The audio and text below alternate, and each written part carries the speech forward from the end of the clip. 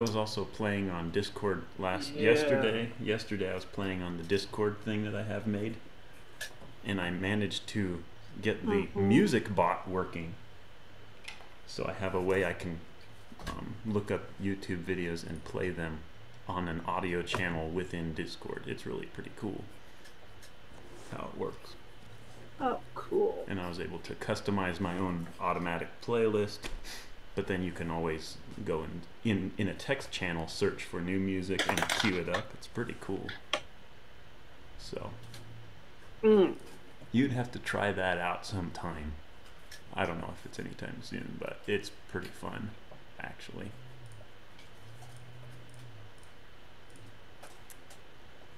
I will have to. I'll have to send you an invite, because it is. Yeah, it is fun. And the settings in there to manage the whole channel is it's really it's like a IT admin's dream, which is probably why so many people are doing it. We have control. But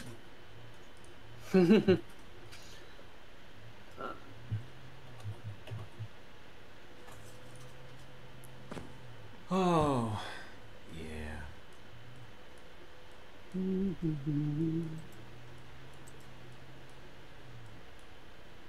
Let me know when you're good to go. I am good to go. Why is there a knight and a white dragon sitting outside of our camping spot?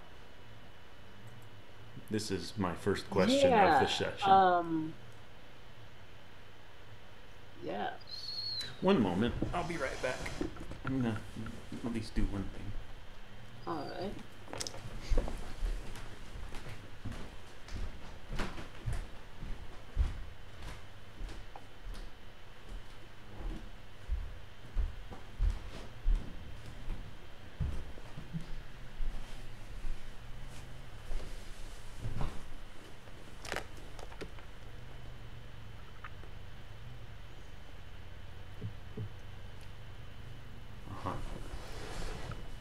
Wearing my good shirt.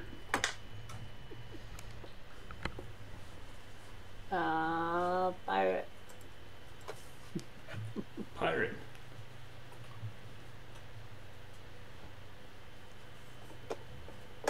Arg. Arg.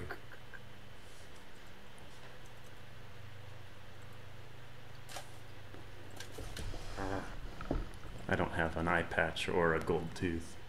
Otherwise, I'd have it made.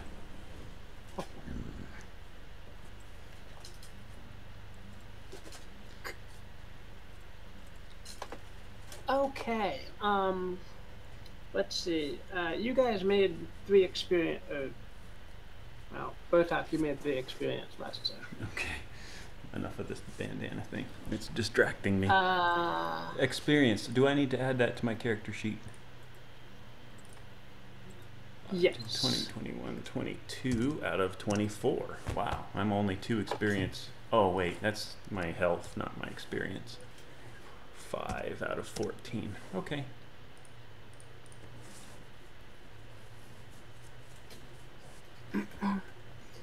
Alright. So, you guys fled the crystalline tower at the end of last session, and you saw the approach of a storm from the south. Okay. And so we hid in. The direction is south from the North Pole. Yeah, right.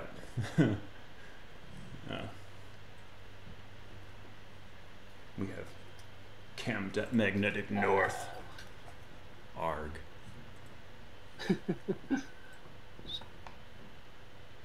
So yeah, let me just switch you back over to briefly world map. The continent map here.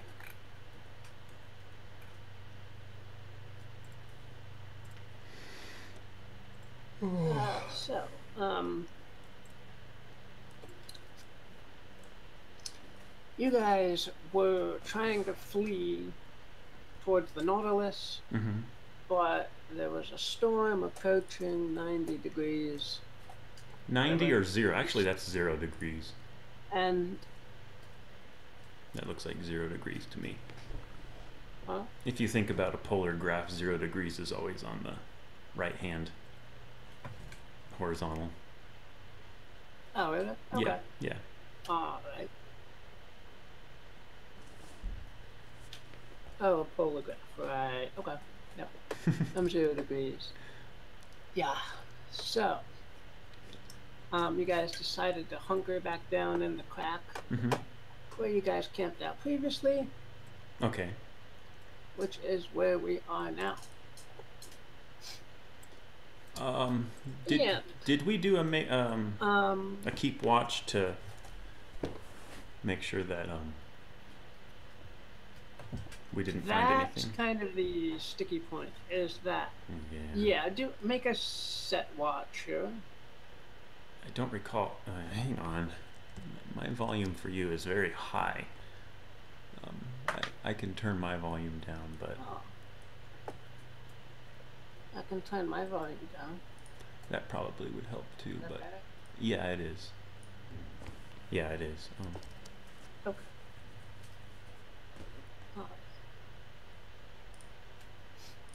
I'm just trying to level the audio in the recording. Plus, it's very loud in my ears.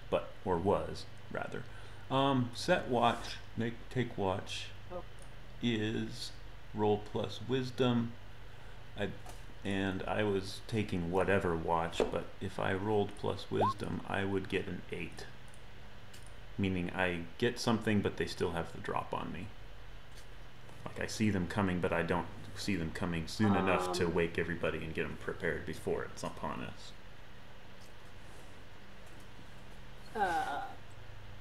Correct. So yeah, if Bertok, you were on the first watch here.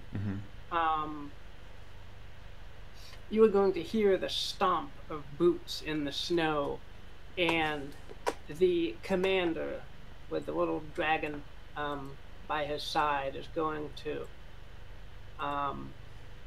the dragon is actually going to be sniffing around, and he'll scuttle towards you guys, and the commander will follow it, and he will wake up all of you guys with a loud shout that to surrender, and atone for the crimes of killing his comrades. Right. Soldiers. I immediately, well, obviously we're all awake now, so I'm like, what do I say? I basically scramble up.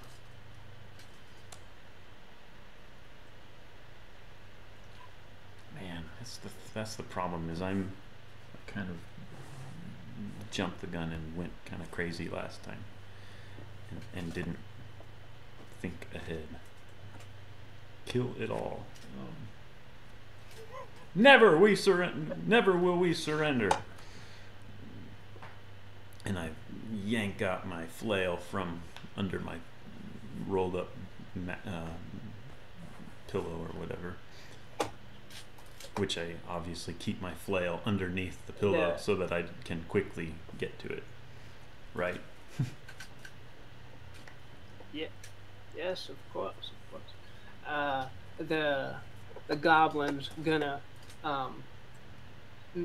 scream and skitter backwards and say, "It was all his idea. We had nothing to do with it." Way to leave me out and way to throw me under the bus, grab knot. I yell back to him, and then looking around the crevasse walls, I wonder what would be the possibility of. What would be the possibility of coming up with another firework, which I think we used them all. But you used them all. Yeah. Okay. What is the possibility that I can quickly grapple up the side of the crevasse here at this point?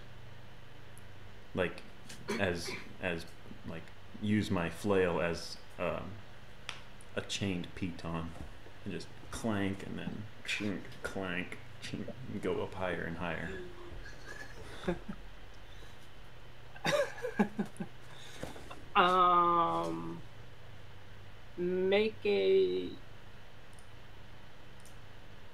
Make a strength check. I can do that. You want me to make a disadvantage strength check or just a straight? Well, I like that one. Wow. That's not a critical. Okay. Critical would be 14.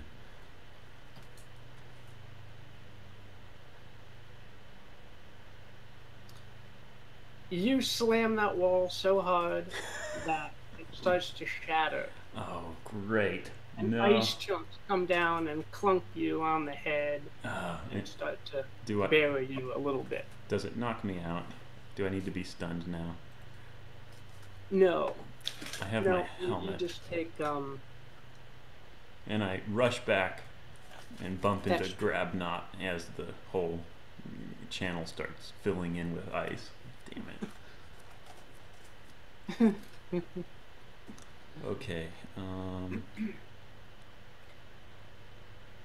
Now you can hear the commander start to scrabble over the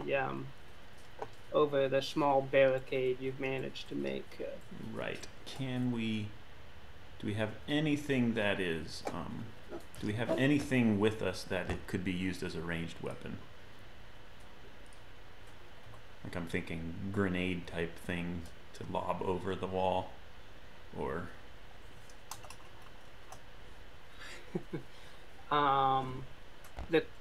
the goblin has a frying pan. Agatha has her sword. You have your flail. I think we're just kind of melee. And the sword, and the goblin sword. Right. No, I don't think we have anything. Not really. Okay.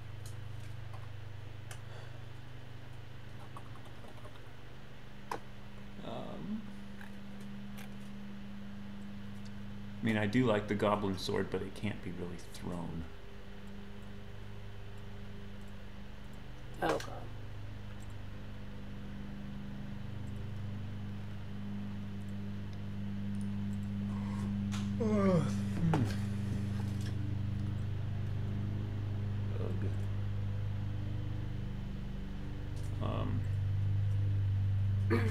Yeah, he's coming over. One last time, surrender, he says as he clambers over.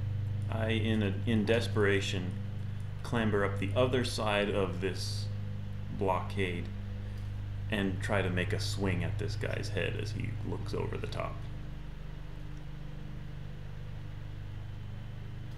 Okay, sure. Make a hack and slash. Hack and slash. It's an 8.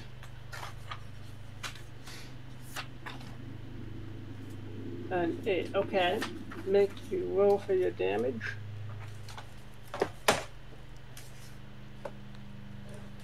.1d4 extra.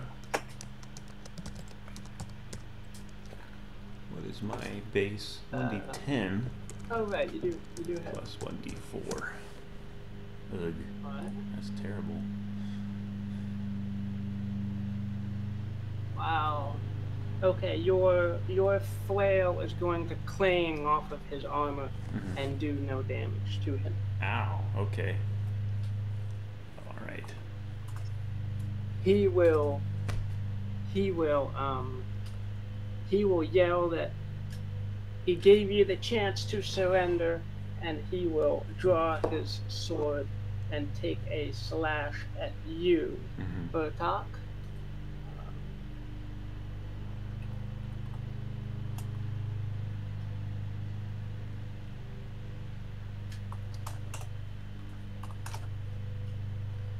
Doing 9 damage, but that will be negated by any armor. Which is 6. Okay. Right.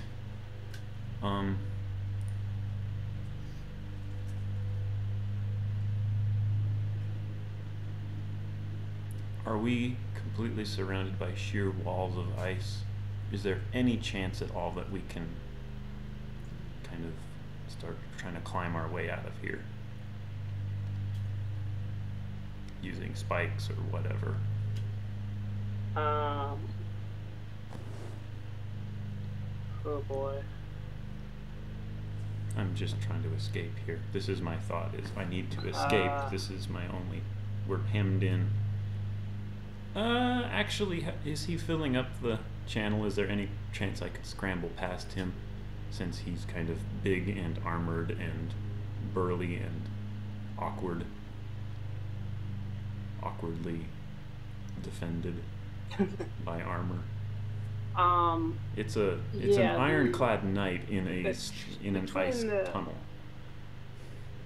We should. I mean, I'm kind of small. I'm thinking I could maybe just kind of scramble past him.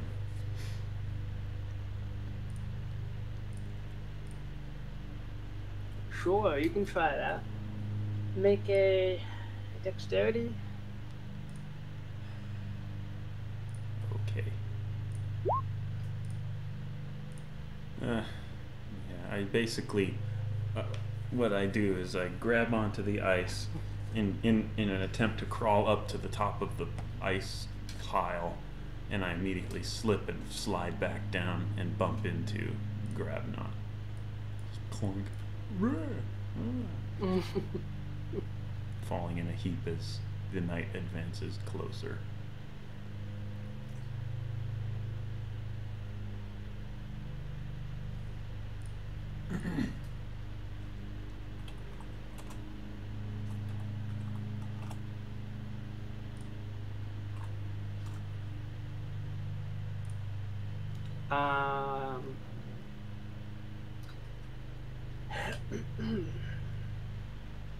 The knight, the commander, will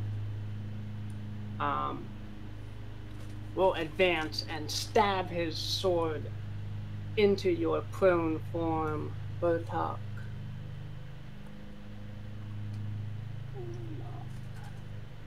And he targets the area that he hit previously. So, yeah, this is not good. I am now dead. No, actually, yes, I am now. No,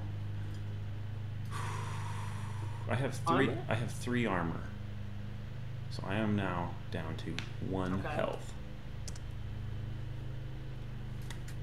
Oh man. Yeah. He withdraws his sword and sneers down As a at you. fountain of blood One-armed spouts from my chest and starts painting the walls of ice. I am going to take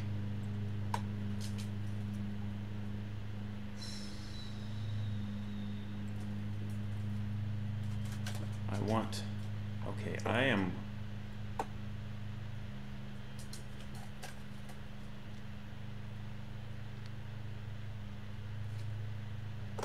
when I enter combat, can I try Evil Eye? It says when I enter combat, roll plus charisma. But I am thinking if I tried it now, I would like to try to just freeze him where he is. Yeah. Okay, sure. I'm basically make eye contact, the horrific vision of my blood spattering the walls, and I just try to basically put on like a zombie face or something like that. Fix him in place with your deadly. Yeah. I'm on the verge of death. All right. Behold. How You will not kill me. Yeah, cool. Oh. What is with me today? Wow. I am their biggest threat now. Okay, he basically sees me as the actual zombie that is coming for him. This is the thing he must kill at all costs in order to keep from tainting the world. Like, if I don't kill this, it will take us. Stop the infection here. Ah, and he, yeah, go ahead. Finish me off, Sean. And hopefully I can survive a death roll.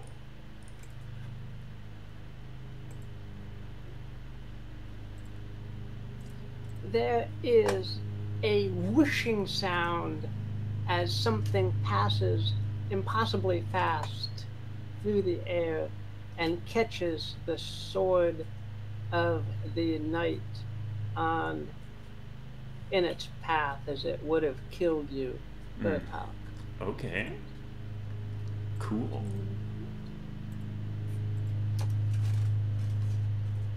Agatha rushes up to you, Bertok, and starts to bandage your gaping wounds here. But the newcomer will say, Commander, you probably shouldn't. Hang on. I would not advise killing these people at the moment, Commander, she says, looking back at you piercingly. The commander will say, why not? They killed our comrades. They took away all most of the defenders for this place. They should pay. And the woman will say, yes, I agree, they should pay someday, that's fine. But I wouldn't kill them now. She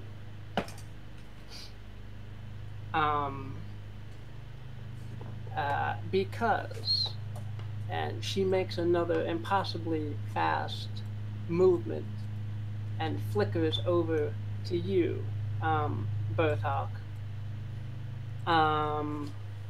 and plucks a blue hair that clings to one of your garments and peers at it curiously, intently. Make a Constitution check, Bertok.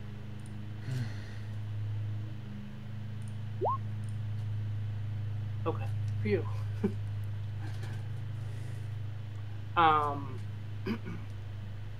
This lady radiates a force very similar to the truth portal that you guys tried to pass through before. I see. Next to her, you guys all look like sketches, like watercolor sketches of people. She looks very solid and crisp and intently real. Okay. But anyway, you manage to survive her presence. She backs up a little bit and peers at the hair again, and says to the commander, these people have been in contact with a most foul being. You remember you were telling me about the incident 50 years ago? Yeah, that being that caused that was the same thing that this hair here came from. And the commander will say, what? You mean that cat? Yes, that cat. Oh no. Oh boy. Yes. The lady will say, I don't know if these people have any ability to summon that entity, but it would be very bad if he showed up here now, particularly since Rudy Rod is here and we can't get rid of him, and it would not be good if those two were made aware of each other. So, Do I? um, Oh if, man. if we have to, My own curiosity of what would happen is now growing. I, as the player. Is there any chance at all that yeah, Bertok could manage a soft, under his breath prayer to Chess and say, "Oh, Chess, where are you when we need you?" Ah, blood bubbling out of the corner of my mouth.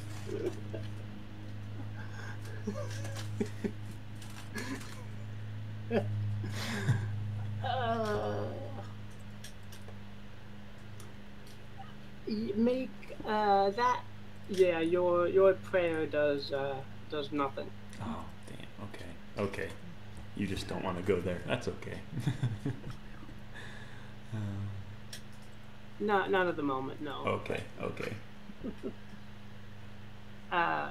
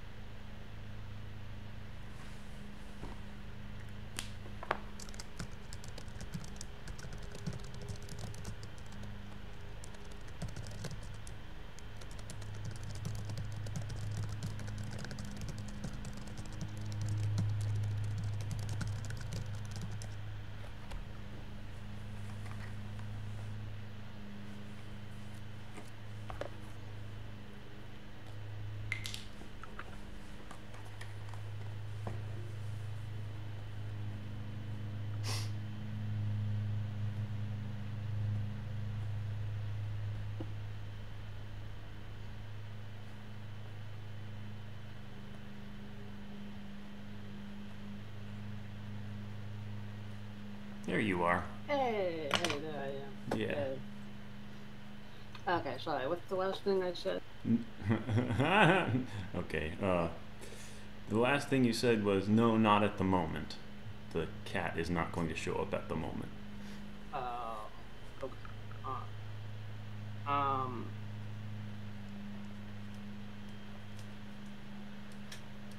Alright, so the commander is going to say to the you guys,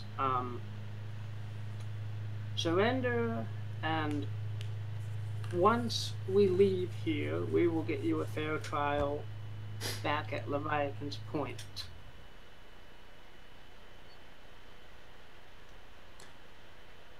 Yeah. I would wonder where that is. Bertok is on the verge of consciousness, and so he is not going to pay any mind to this and will just lay there silently. His blood staining deeper into the ice. Yeah. Agatha is still frantically trying to bandage up your gaping wound. And she looks up and blood. says, Fine, just get this man some actual medical attention. I can only do so much from right here. Make way for us. He's on the verge of death." Brigid, the shining lady with the spear there, will say that Commander, instead of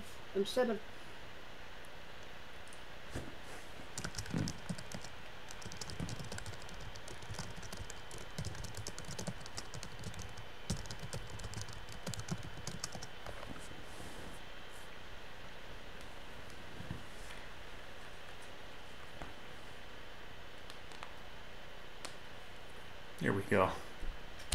sorry. It's all right. It's all right. So It's not as bad as Vicky's computer, where it won't even, like right after she logs in, it just completely freezes up. oh no. Yeah, it's something with a startup program, and we cannot track it down. But yeah, anyway.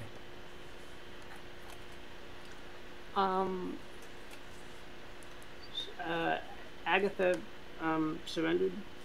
Yes, Agatha has surrendered. Okay.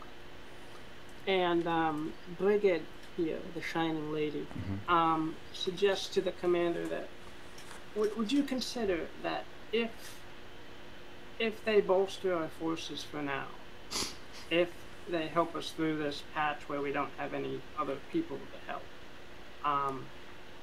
would you consider letting them off the hook if they help us through this critical juncture? And the commander will, the commander will look like he's considering it. And he will summon up the one remaining person in the tower, and they will carry you, Bertok and Agatha, and the cook into the tower again. Group hug.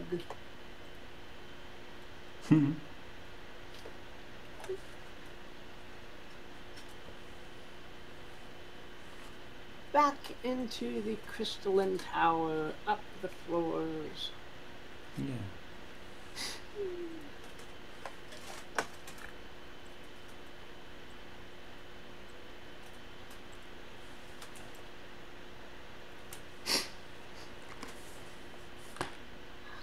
No, I lost others. That is tiny. Oh. Wicked corner. Alright. They bring you to kind of a council sort of chamber where they have a long table and a fireplace set up in the corner. There's an old man in white robes sitting in the corner who comes over. They lay Bertok down on the table. And the old guy in white robes says, "Oh no, what happened here? Wait, who are these people?" And the commander will stalk in behind you guys. Heal that one. They're either prisoners of ours, or they might be willing to help us out, perhaps in exchange for future freedoms. So heal that. And the cleric will come up to you, Bertok, and mumble a prayer.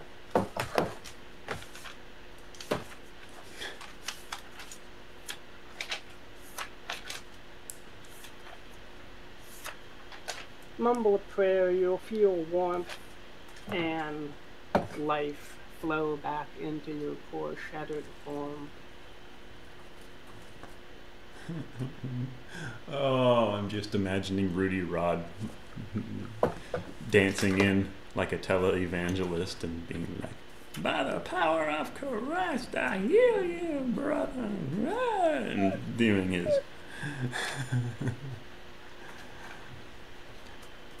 But okay, how healed am I? You get healed for 7 damage. Okay. So I'm up to 8. Yes. You're picking. Yeah, barely. You wake up to Agatha peering down fearfully at you. Are you alive, Bertok? And I'll be like, oh, I'm in heaven if I'm staring up at you. She blushes.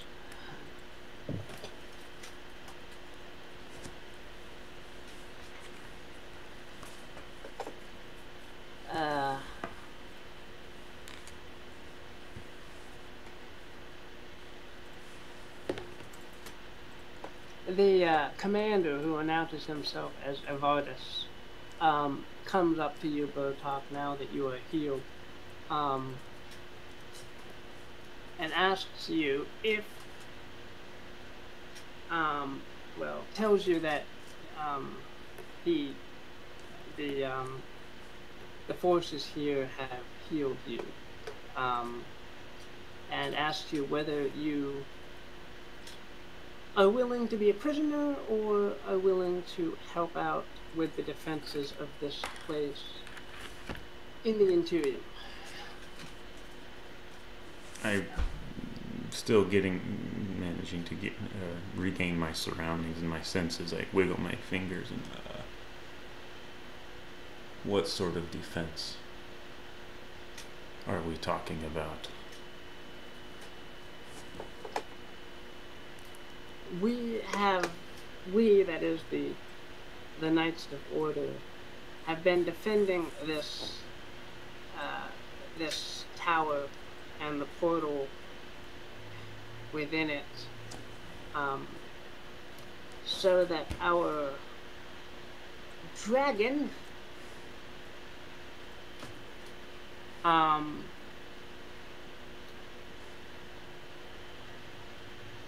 we've been defending the portal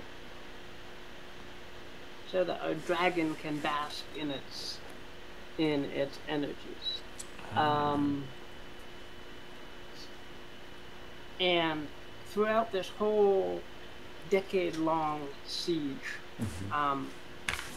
we have periodically been assaulted by the Ice Queen, who lives to the south of us.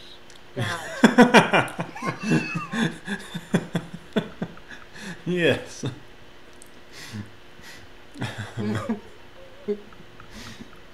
He pulls up a map, and as it's drawn, he points somewhere to the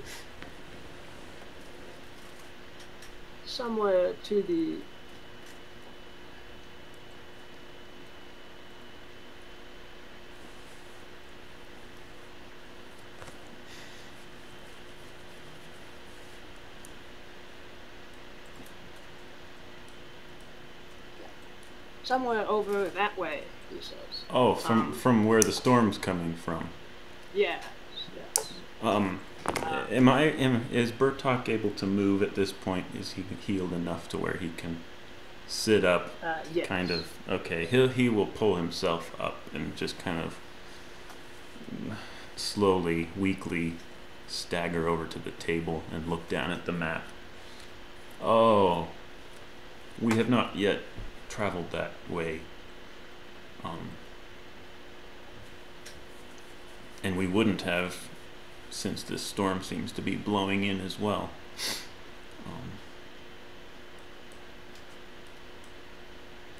Yes, that storm is possibly the Ice Queen brewing up some weird thing that'll annoy us to death.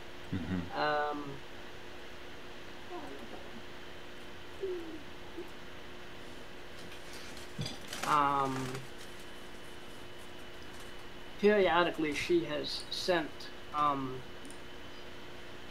minions to try and take over this tower or destroy it or kill us all.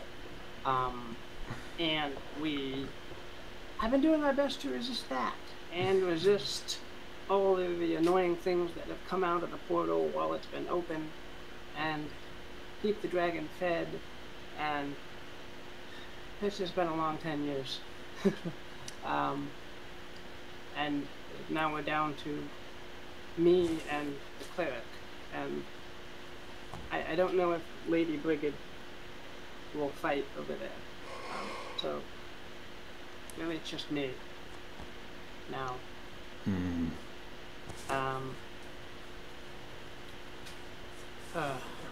How much stronger is the Ice Queen than you, that you could not take her alone?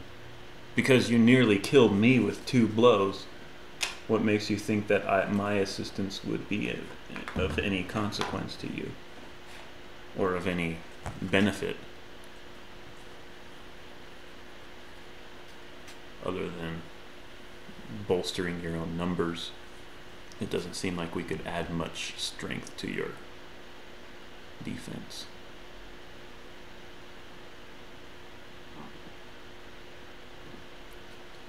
That's true.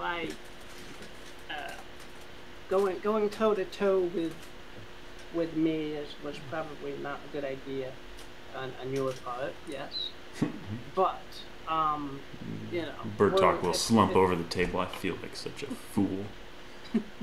Why did I even? So.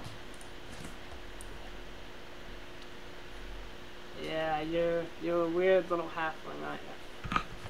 And one arm. You can't even have a shield in the other. Anyway.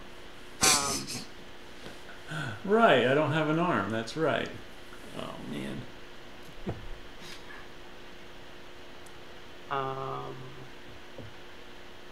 Well, certainly you don't disagree that 2 people are better than 1, and 1 or 2 or 3 other people is even better.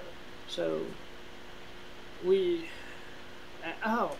that's the other thing. Our dragon is shrunk down in size, and we can't get Mr. Weedy Rod to reverse the thing. So we're even down without our dragon to depend on. I see. Previously, we could wake up the dragon and have it go out if we really needed it to, but little Sirius there is not gonna frighten anything at the moment. Right. He's just a little lizard.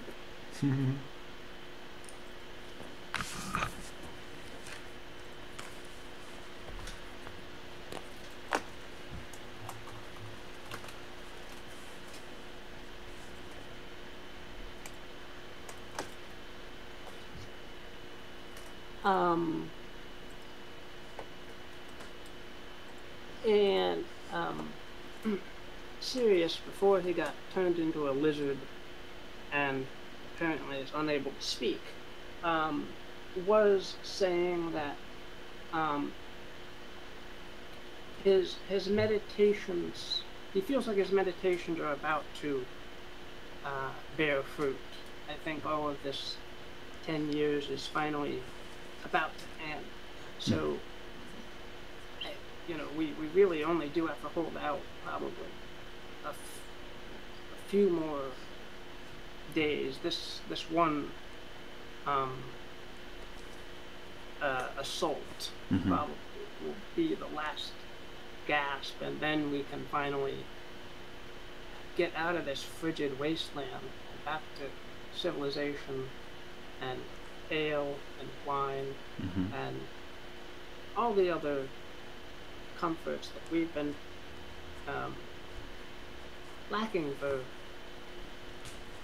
a decade. Yes.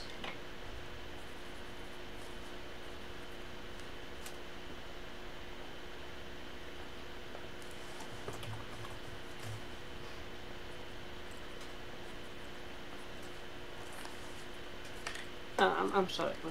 I'm just trying to think.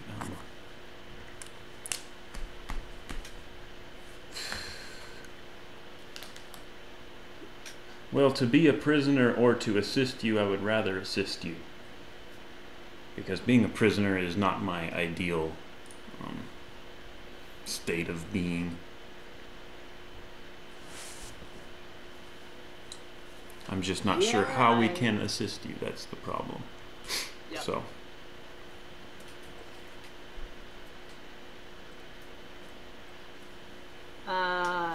Right.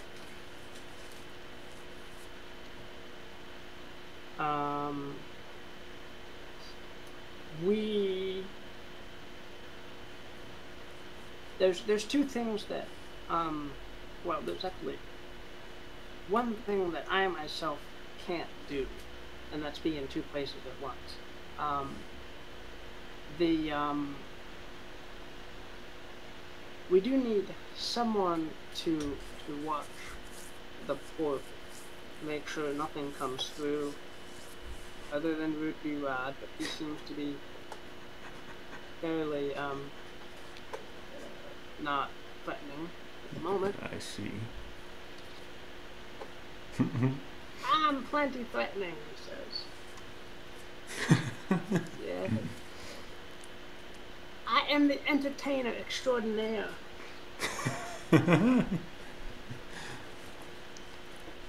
My senses never lie. There's going to be great entertainment here. And I will broadcast it to the universe. Okay. Mr. Can I have a goblin watch the portal, please? Evardus will say. And then have it find us if he actually something comes through. I glance over at Grabnot. I look at him and say, well, he is an awfully good cook as well. I don't much care for goblins myself, but I have to say Grabnot has served and done his duty well aboard my ship. I would say, yes, I may sublet him or let him out for hire. What do you say, Grabnot? You up for a bit of portal watching and cooking for this fortress? Oh, I think it sounds less dangerous than whatever else you guys are going to be doing. So, sure, yeah, I'm happy to help any way I can. Sidles out through the door.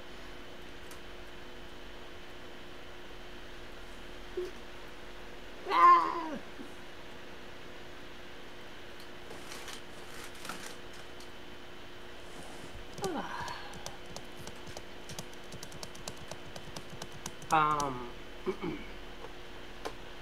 The cleric.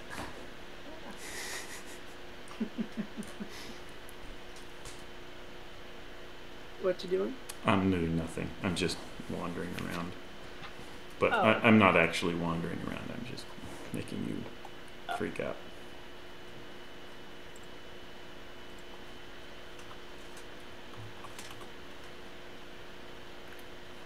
You're wandering around, but not wandering around. Right.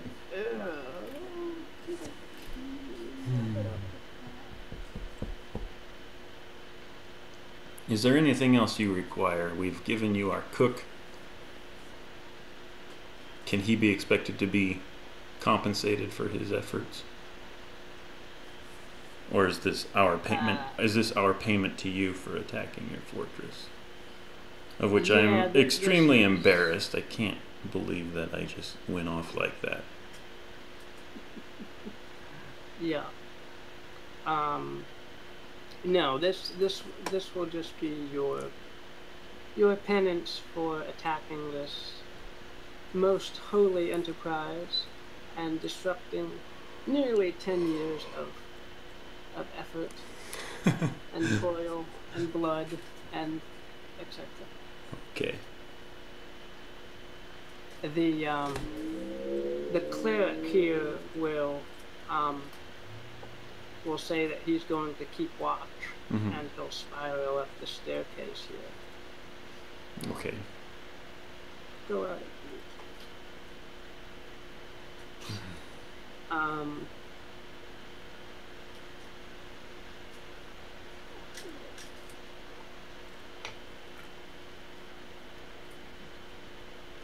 Evardus will ask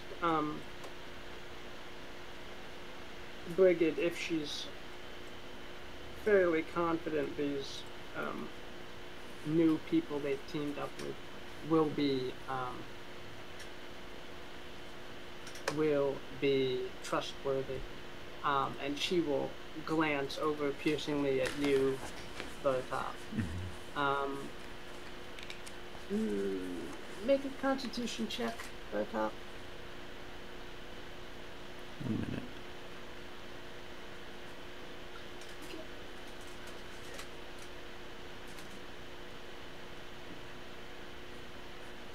minute. Mm-hmm.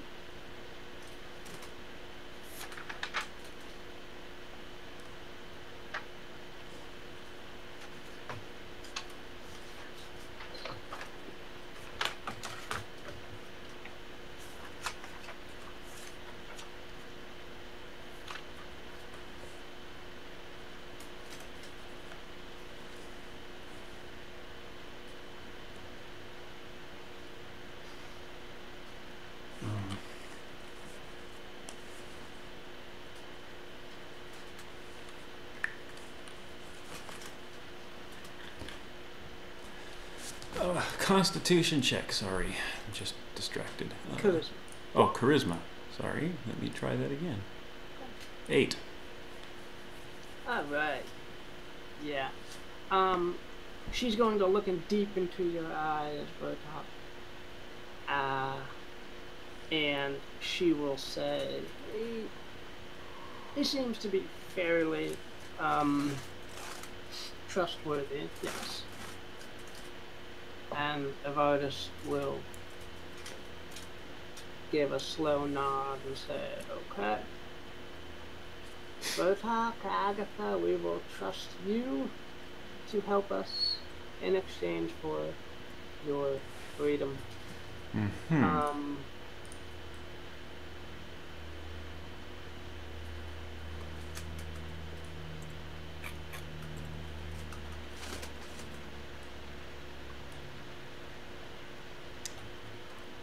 Okay. Bertok will slump down into a chair and thank you, chess. He's starting to give homage to chess. That would be fun. Brigid. Brigid starts at the name. Don't say that name, says. I look over, give her a little glare, but then just shrug. It would not do to have that being here. Can you tell me why? I'm quite curious as to the nature of this issue that you seem to have with it. Oh boy. Or is that too much of a history lesson for right now? We have much more pressing matters at hand. There is pressing matters, but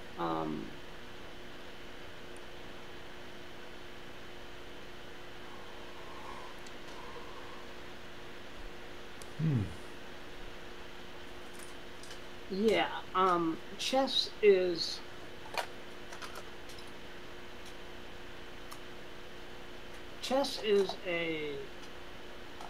a mischievous little monster.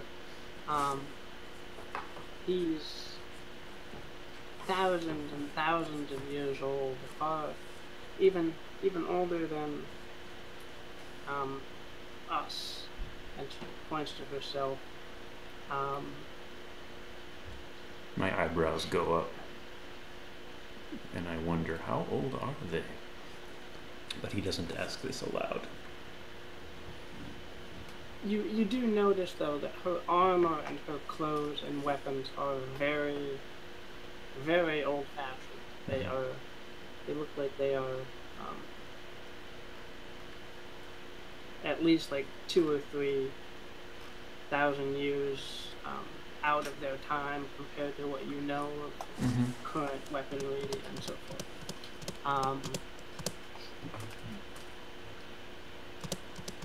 He is, as far as we can tell, the dream of a cat somehow given bizarre life so he can teleport anywhere. He can divide himself up into pieces. He can be invisible.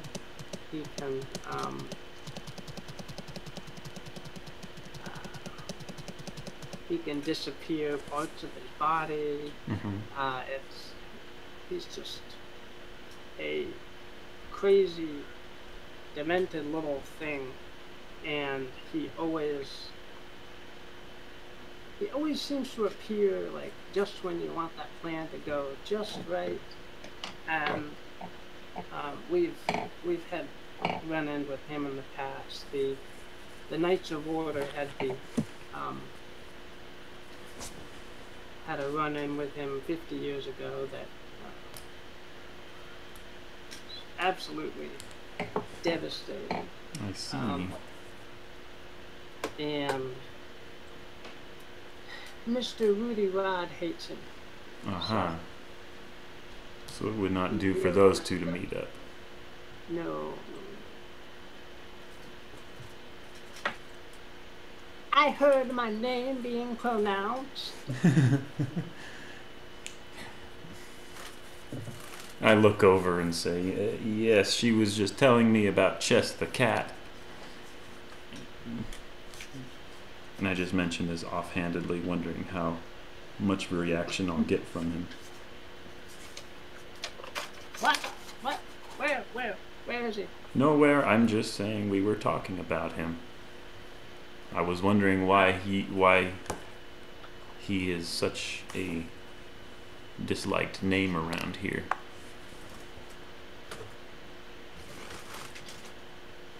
He messes with my hairdo, and it takes forever to get it in this shape.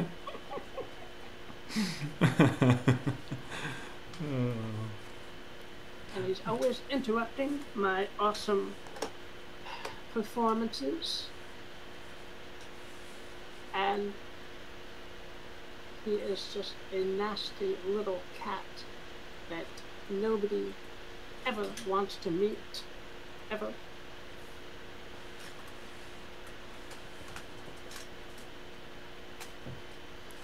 I see. Well, I've met him. He seems interesting, a little bit annoying, but not terrible, not bad, not evil. It's not like he does any harm.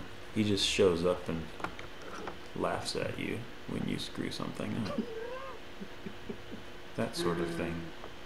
At least that's what my experience has been with him.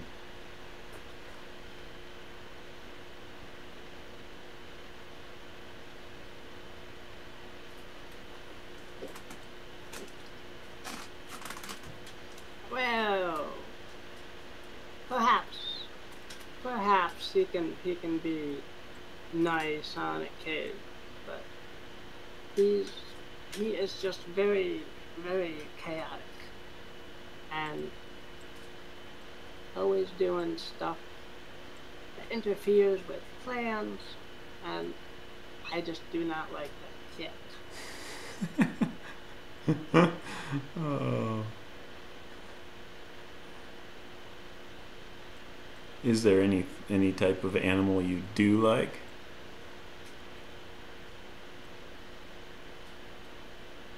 Do you like cats in general? I just asked this. Generally, no. No. Cats are too aloof and too unimpressed with my awesome accomplishments. So I tend to avoid cats in general. I see. Hello, little lizard. How you doing? He sure does wander around a lot.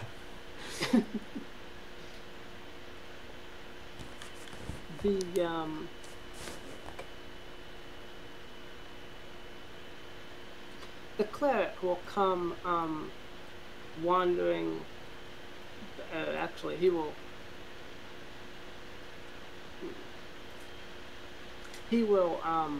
actually stumble down the staircase. Oh my God. too old for this. He tries to heal himself. That's a little better. Ugh. Ugh. He stands up. His back goes.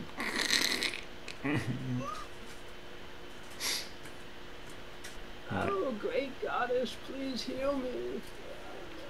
Ah, it hurts. Okay. The storm approaches, Commander Evardus, and I see beings in it marching forward towards the tower. I look over at Evardus and I say, "What are we to do?" Do I still have my flail, or did they leave it in the cave? Okay. I reach over to grab my. Well, I reach over and grab my flail. Grabbed it, because he's a grabby kind of person. And he brought it with, and I reach over and I kind of grab it with my one arm and lift my half arm, and the tied off sleeve of my shirt just kind of flops. And yeah. The goblin cook will peek in and say, "Don't worry, I'll watch that portal." Scampers. Good luck. I'll swing my flail back and forth. What are we doing? What are we doing, Evardus?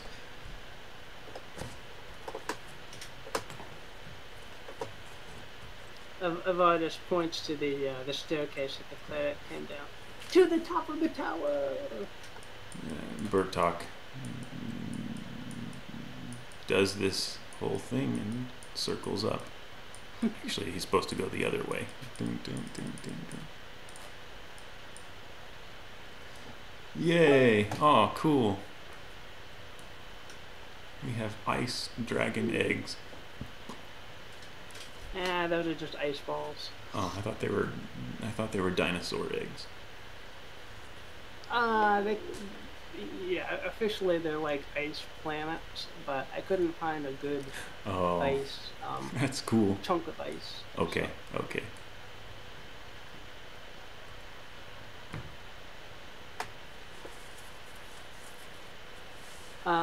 Anyway, the top of the tower here has a large hole in the middle of it that you guys can walk around the edges. There's a short kind of wall at the very edge of the tower. Mm-hmm.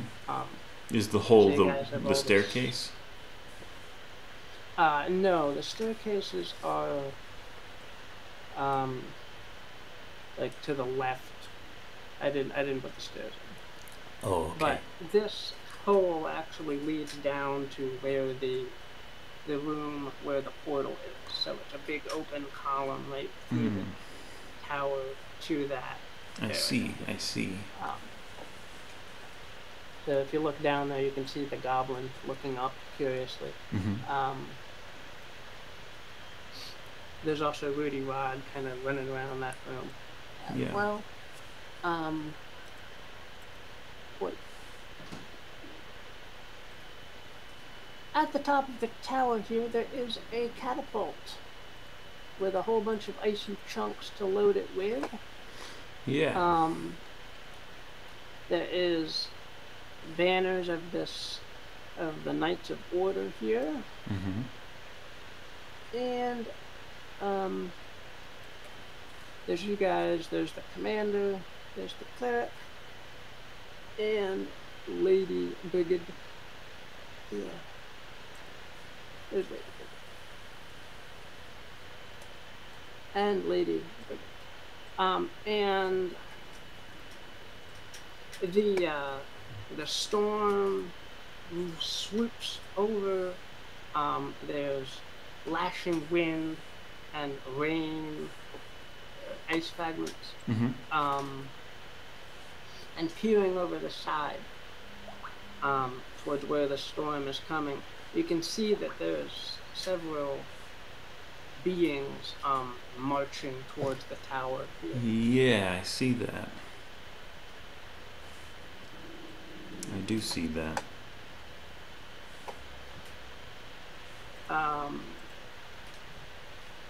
Evardus says, "I wish we had more than one catapult, but wood is very hard to come by here.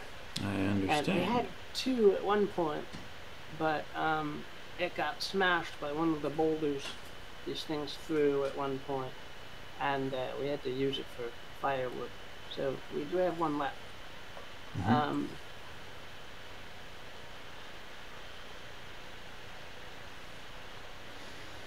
They have been hammering on that side of the tower for ever, Mm-hmm. and we've managed to beat them off every time so far. So here we go again. All right. Are they big enough to step over these cracks around the tower, or are they as massive as they are? Okay. Okay. So everything is kind of to scale here. Pretty much, yeah. All right. Actually, not that close per se, but Mm-hmm. they're still a ways off. You can see them approaching. And at the far back of the approaching forces, Evardus kind of squints a little bit and says, "Oh, God. She got an ice giant to join with her. Damn that ice queen. Well, that's something new."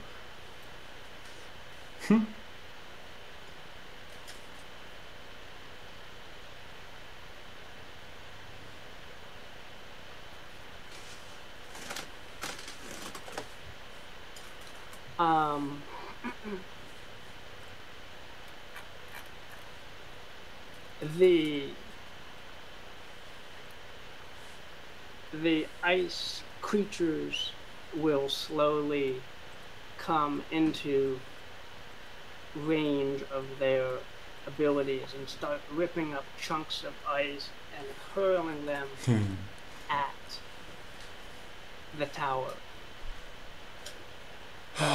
Okay.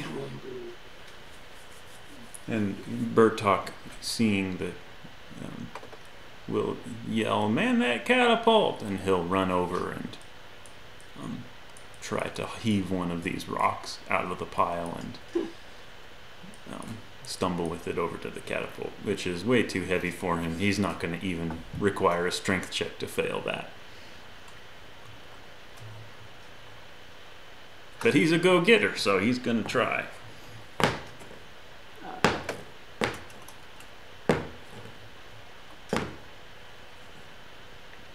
Go, Bertok! The cleric will have come up with you guys, and he'll kind of drag you aside, Bertok, and say that you're not completely healed yet, and he'll start to mumble another prayer to give you a little bit more life and health here. Evardus, meanwhile, will have the clicker's not here.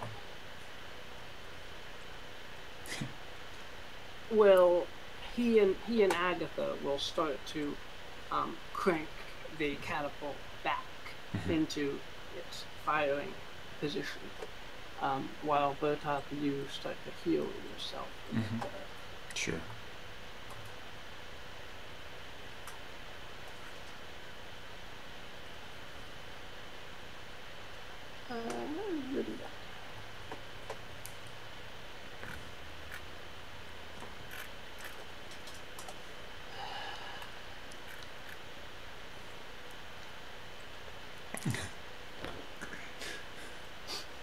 Rudy Rod will float up the central hole here of the tower and say, "Oh my God, this is so awesome! This is going to be the battle of the century. This is Rudy Rod reporting from World 176. Oh, we great! are at the battle of the century here." So he's just announcing. That's just idiot, man. Okay, okay.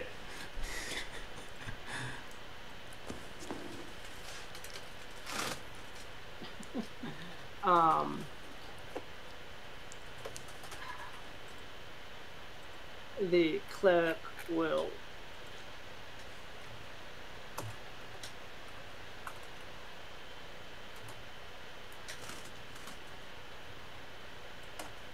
heal you some.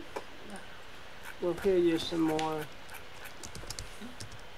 Bertok for 6 health. Cool. Awesome. Got it.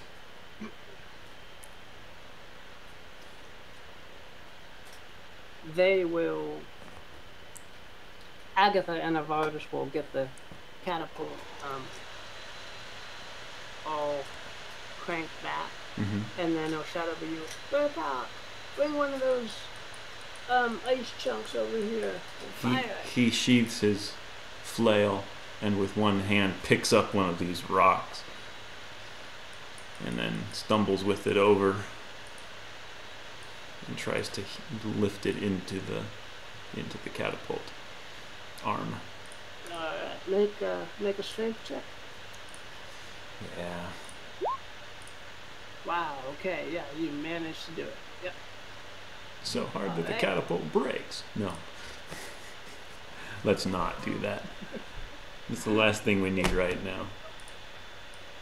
Okay. Fire at will! Fire! The Evardus hits the lever, the catapult. The ice chunk goes flying off.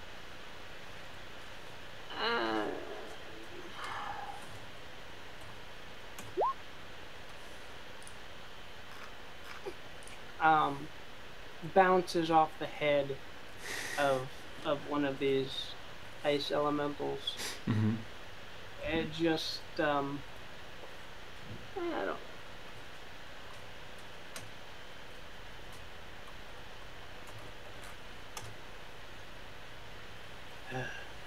Yeah, it just like bounces off. It looks up at you guys, and then continues to hurl ice chunks at the tower. The giant in the back will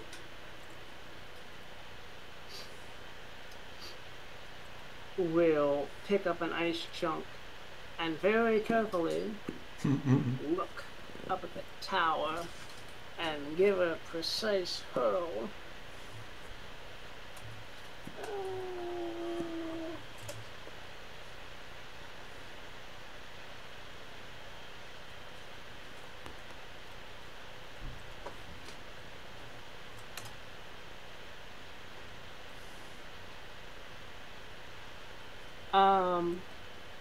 Alright, the ice chunk flies up.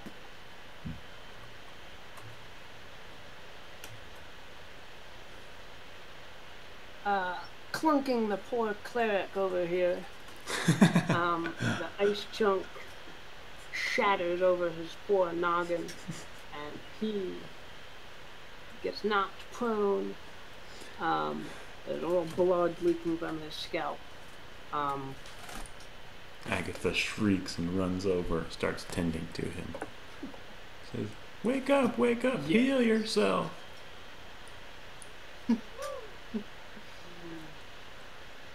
I have an idea. The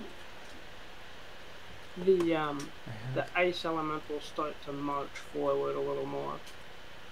Yeah. Not quite content just to sit at I have an amazing idea. I have an amazing idea. Does this fortress have any... how big is the dragon? Is he, like, big enough that Bertok could maybe ride him around? He is big enough to fit in your pocket, Bertok. Oh, at the moment. man. Okay. At the moment, if he were full size, he would be. Here's my thought.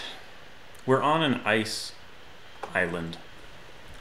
Can we turn this into Star Wars Hoth, and can I fly down and fire that rope around the legs of these ice elementals and send them crashing? Like, can we harpoon the legs of the ice elementals? Is there any chance at all with the stuff we have?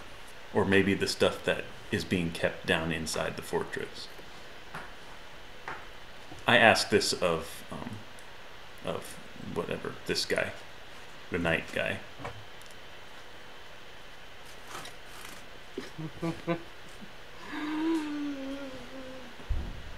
Wow.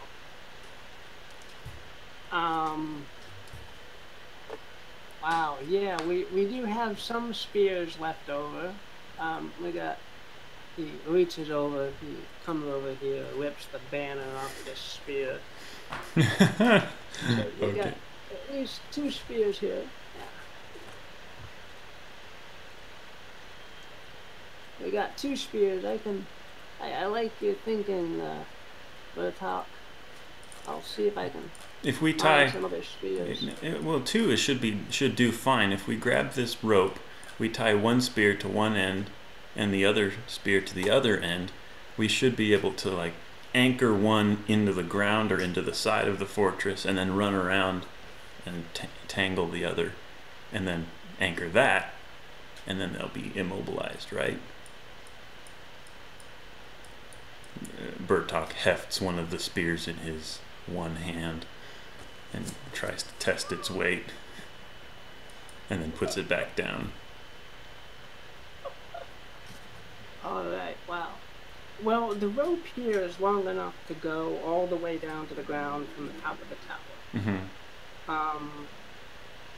Unfortunately, they only have the one rope. Right. So it's a one-way trip for you, Bertok. I need the rope, though. I need the entire rope. So, hand me... Okay. Hand me the rope. He loops the rope over his shoulders, and he says, load me into the catapult along with the 2 spears. And fire at will. But first you have to...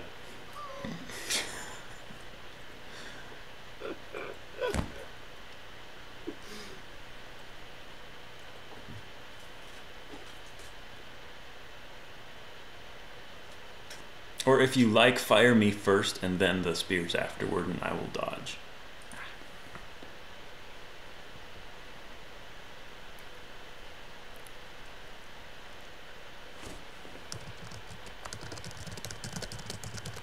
Oh, there we go. Good timing. Or you can throw me first and then the spears, and I will dodge them. And then use them as needed. But I have the rope, so I need the rope, definitely. I think I'm small enough I could dodge around them without them noticing me. They're obviously after your tower. Wow, you are a very strange halfling. It's so amazingly stupid, it just might work. So.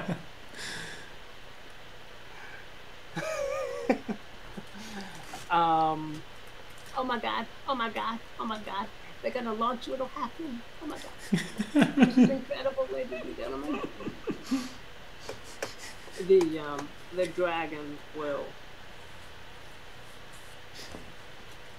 Can I take the dragon with to at least flap his wings and give me feather fall, so I don't actually crash? Sure, the dragon will cling on to your back with your garments there. Sure. Okay. Okay, so you got the rope. Yes, you I have. You have. have your flail. You have blah blah blah. Okay. Agatha and Evardus crank back the catapult again. Mm-hmm. And Evardus says, "You're a brave halfling. See ya. Triggers. Twang. Wee. Dragon. And I don't land somewhere over there, I hope. Oh no, the catapult was still facing mostly one of the creatures. So Okay. you're headed straight towards one of the ice elementals, flying through the air straight towards it. Okay. Well, do I have enough time to quickly tie the rope to my flail and then swing it around the neck of the elemental as I'm flying toward it? And do maybe like the Endor thing where he loops onto the front of the speeder and swings him around the tree, except I'm swinging around the elemental and hopefully maybe strangling it with the rope. Okay, you can try that. Sure. What kind of rolls do I need to accomplish this? Okay, well, that's a dexterity to attach the rope to the flail while you're flying. That's my dexterity. Okay, but you take -1 to your next roll for being slow and clumsy with the rope. And then you... Hang on, is the other end of the rope attached to something? It's attached to me. I'm holding on to it. Oh, okay. So That's my thought, is so I don't smash into anything, I just swing around them and then maybe spiral down to the ground and entangle them at the same time. Okay. Okay, so... And now you want to swing your flail at the thing? I want to, I not necessarily swing it, but like I have it attached to the flail. I want to be able to catch the elemental maybe in the head or arm or shoulder or something, and then swing around him and grab the other end of the rope as I fly past him. Or am I going to just plain hit him in the face? Is there a way that was my initial idea, but is there any way I can twist or out of the way from hitting him? Make a charisma check for the dragon. Charisma check for the dragon is 8, -1 is 7. Unless you yeah. What? Unless you wanted to apply the -1 or not. I don't remember what that was for. Not necessarily for this one. No. Okay. Okay. The dragon flaps its wings hard and veers you enough off course so that you start to loop around the dragon rather than around the elemental, rather than smash straight into it. Yes. You start to loop around it. The rope is entangling the elemental. It gives a gurgling sort of as it finds itself restricted, and you go faster and faster as the rope gets shorter and shorter. Make a Constitution check as you finally slam into the thing's feet. Yeah. And that one is a -1. So 7. Okay. 7.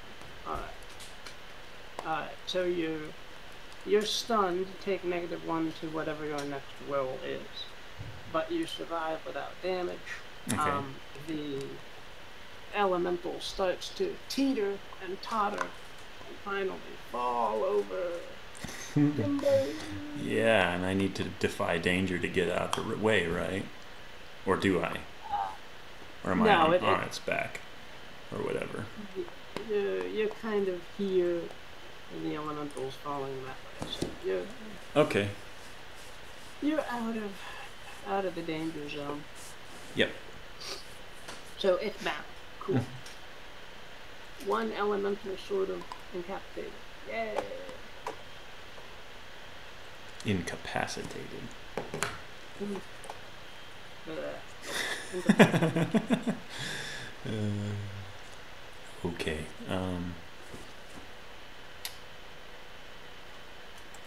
Now, I assume the knight guy is going to fire the swords down after me. Or spears, yes. or whatever. Okay, cool. He will give a shout as loud as he can. Sending the spears! Bertok dives underneath the corpse of the elemental. These two sticks go flying overhead. He will fire the catapult again. The spears will shoot forward, since he didn't correctly aim previously. They will head right towards the elemental that you entangled. Oh, cool. Top, okay. and pierce it right through. Great. Well, I immediately scamper around and grab the lowest protruding one and start heaving on the handle to see if I can pull it free. The ice is pretty cracked around it. You can pull it out. Yep. Okay, and I jump and try to grab the other one. Is it too high for me to reach? Do I need to catch it? Or can I also grab that? Right. Well, I leave the one spear laying on the ground and then jump after the other one and try to grab it. Okay. Alright. Yeah, make a strength check for that one. Alright. Strength. Do I It's fail not that? fast. That's okay. I untie the rope from my flail, so I kind of pull it free.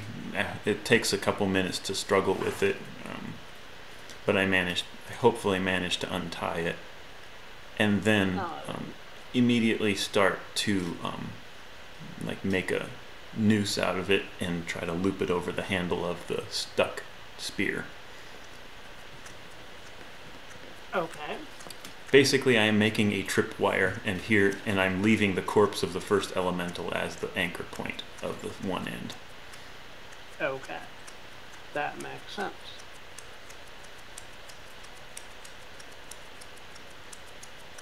Alright. Evardus will continue to crank back the catapult and offer you some supporting fire as at the other elementals here. Mm-hmm. The giant is standing too far back for the catapult to reach. Okay. Is he advancing, or is he just standing there?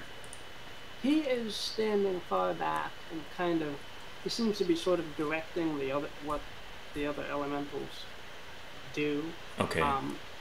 And he's also occasionally taking pot shots at the people on the tower top. All right. Okay. Good. Having tied off the rope to the one end, I grab the spear, the loop of rope in my arm, the loop of rope looping my arm or my shoulder or whatever, and I start playing it out as I run across. I yell to the dragon and then start running across the snowfield, clambering over the crack in the ice. Hopefully I can get over it. Do I need to roll for getting over the crack in the ice? Yeah, make a dexterity check.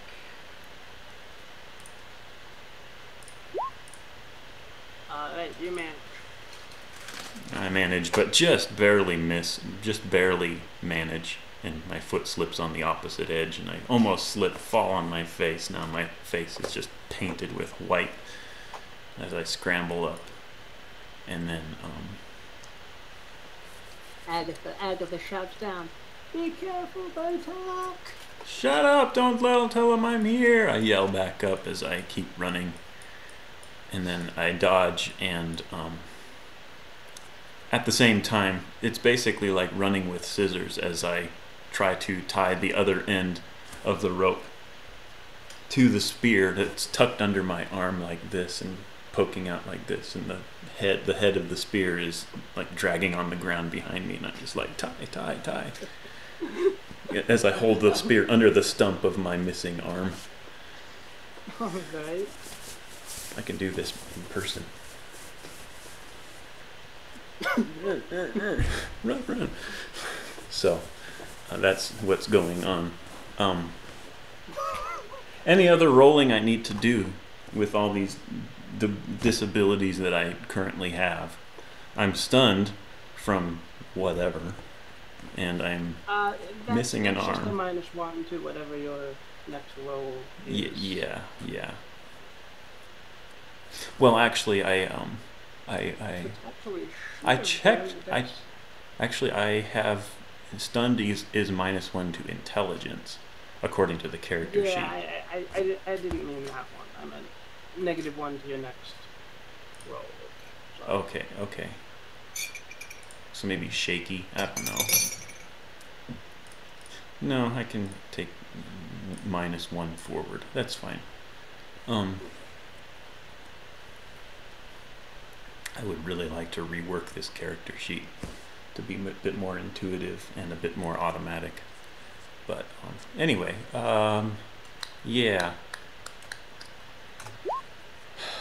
Do I need to fight any random rolls in order to accomplish this this entire...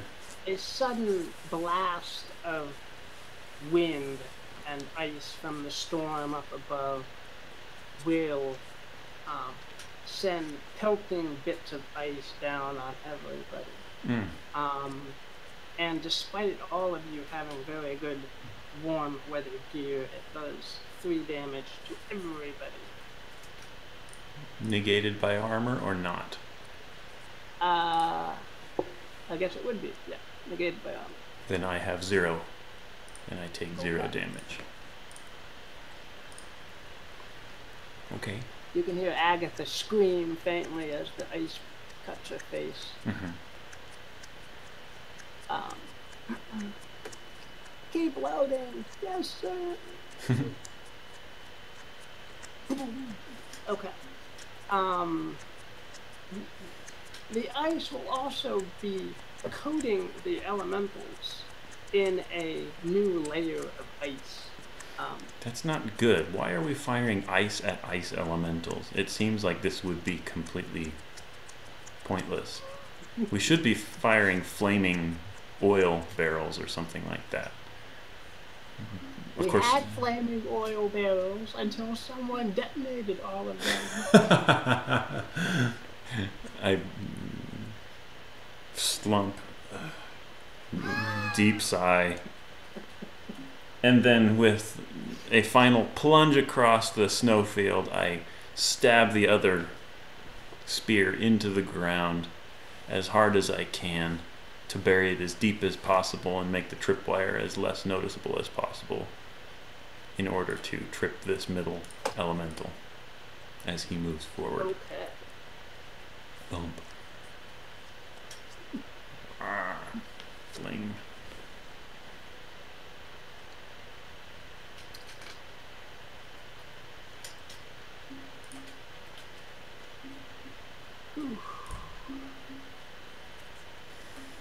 What was that? I'm sorry.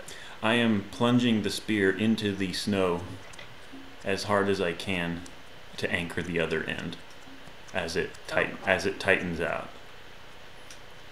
All right. No, you don't need to roll for that. Okay.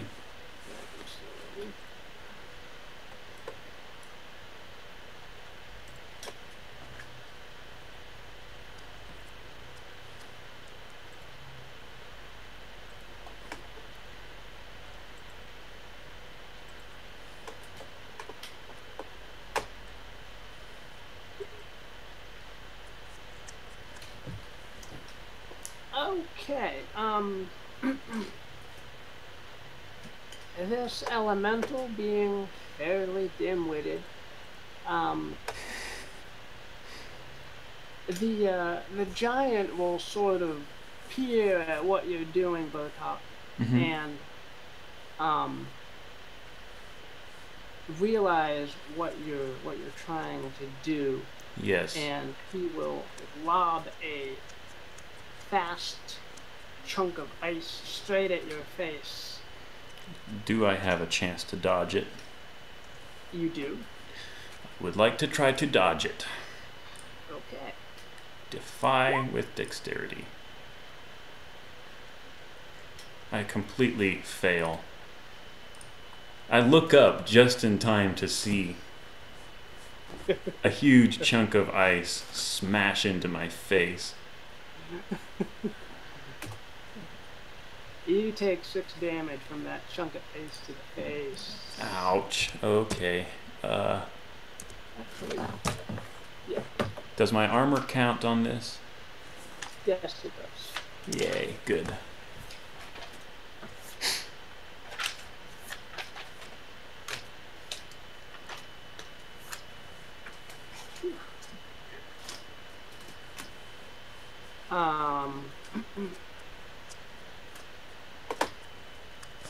This elemental will stumble forward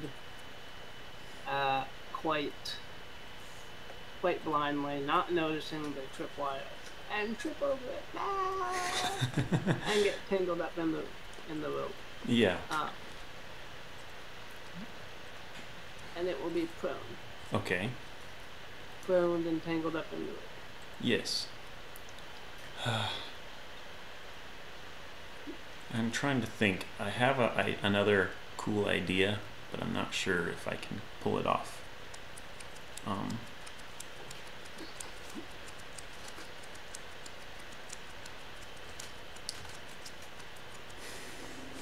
What I would... Okay. Is he dead? Did you just mark him as dead? I'm sorry. I'm using that as like prone. Oh, okay. Okay. Bound up. Yeah.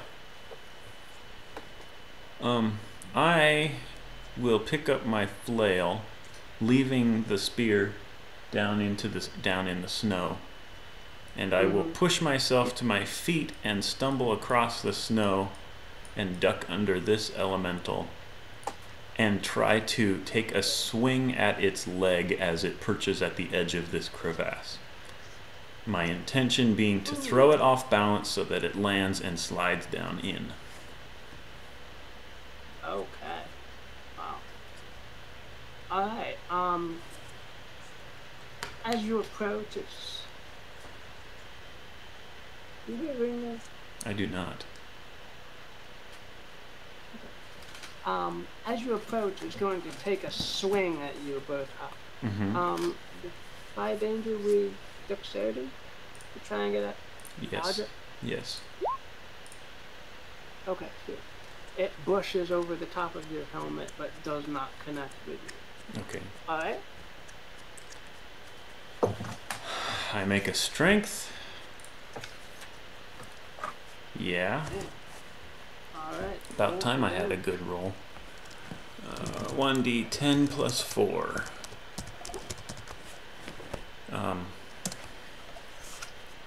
10. That is a good roll. Do I manage to sweep the thing off its feet while I am at it? Is the question. You managed to crack its leg, but not break its leg completely. It is still solid and still now quite angry at having its leg slightly broken. Yes. But its leg is cracked, and I mean, at some point when my balance or my turn comes around again, I would definitely like to try again. But I'm sure it wants to do something first, and you want to do something first. Evardus will orient the catapult towards the elemental you are attacking right now, Bertok, and launch a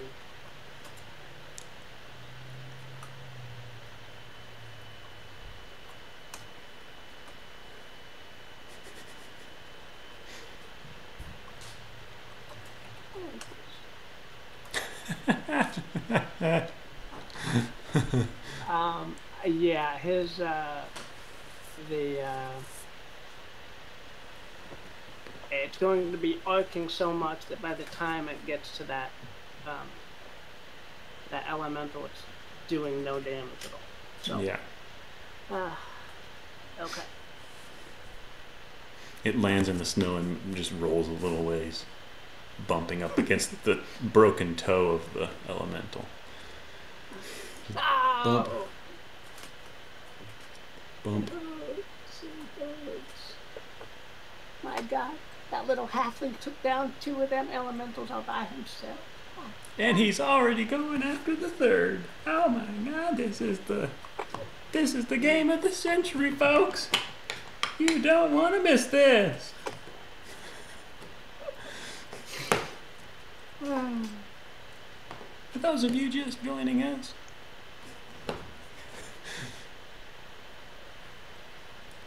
the score is now 2-0. Wait, 2-1. As our cleric is down. Alright, Bertok, you can make another roll against the leg. The giant in the back is going to take a pot shot at Evardus in the back. Mm.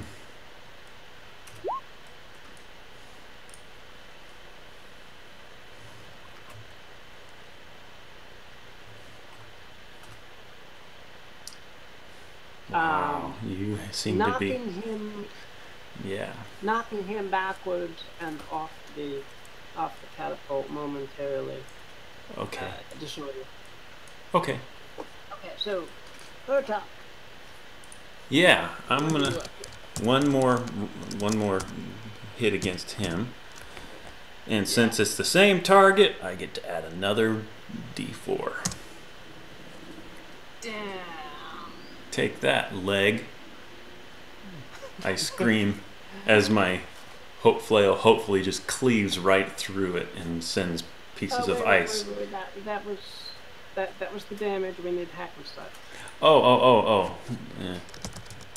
2d6. So that is the damage if you do the damage. I do it. Alright. It's not an outstanding 2-hit, but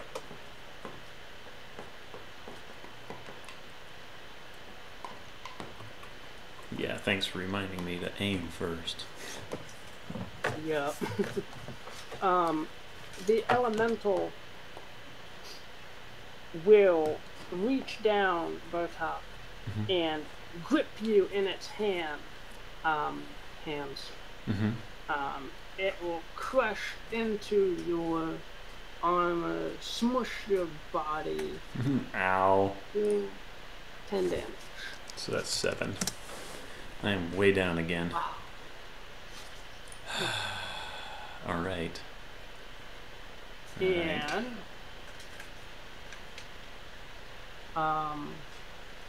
but you will be able to get in the blow as the elemental squeezes you. You'll be able to get in that blow to its leg, and it will release you as it screams in agony, and it falls into the deep abyss here, and you hear it crash and crumple as it finally falls. Whew.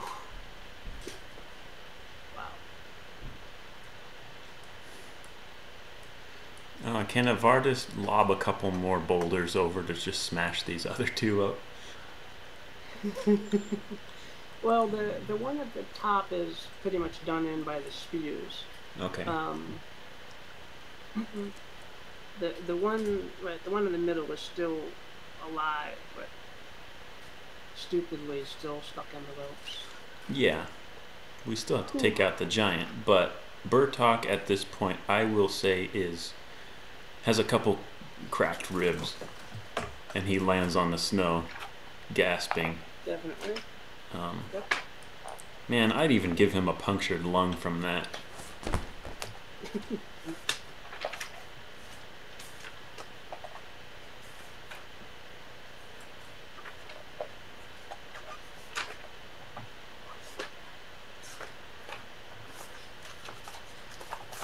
Too many notes. Yeah. I know I have it here somewhere. Agatha.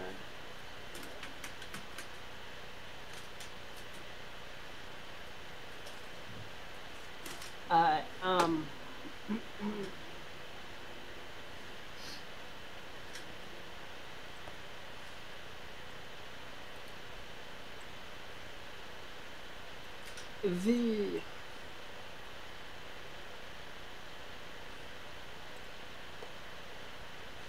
the something will vaguely, you can see something come through the storm and hover over the giant for a moment. And something will drop from the storm clouds in front of the giant, and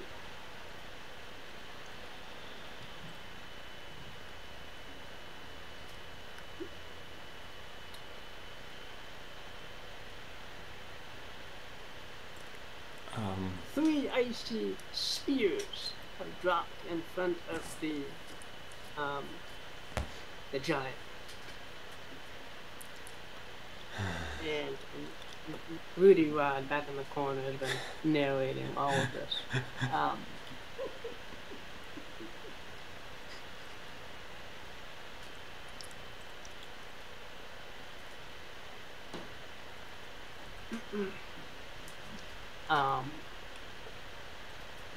Agatha will come up to the edge here, see that you're bleeding heavily, and say, "Bertok, get out of there! It's not safe for you anymore." I will try to roll over and claw my way across the ice, or across the snow, toward the tower.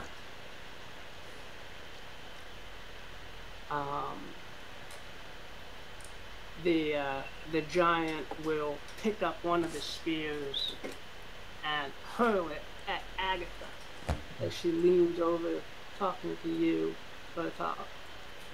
Sirius, catch her.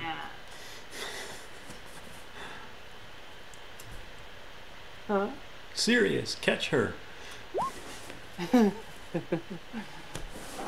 Agatha will not see the spear coming. She'll be looking down at you, Bertok. And the spear will hit her. She will go flying back. You'll hear her scream, and then a muffled thump as she falls off the far edge of the tower. The spear sticking out of her back pins her against the ice, the wall of ice inside the big entrance crevasse, so that when we run back, we see her just dangling there. But that's later. I hope not, but seriously, that's sad. That's terrible. I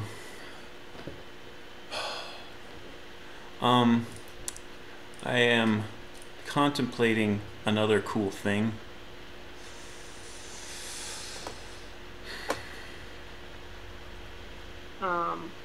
Evardus, seeing how well it worked for you, but will load himself into the catapult. Oh, God. Oh, don't do that. It's because I'm small. I'll try to shout up, but my effort in shouting makes my chest hurt, and I just stop.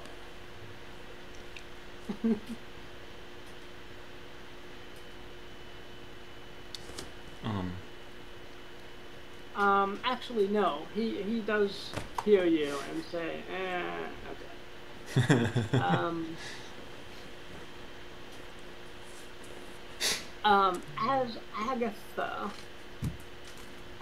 When Agatha was hit by the spear, though, no.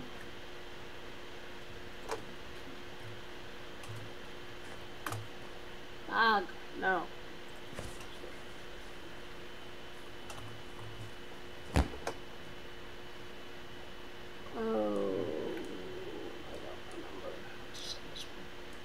Her sword fell over the edge towards the near edge of the tower, and landed. Okay. Point down in the ice.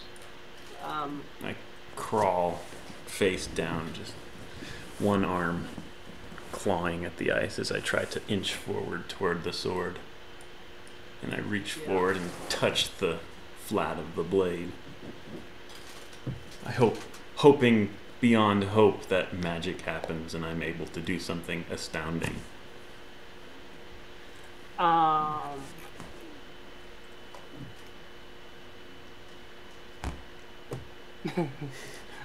You do recognize the word etched onto the name etched onto the blade of this sword. This sword is called Tree Feller. Oh. And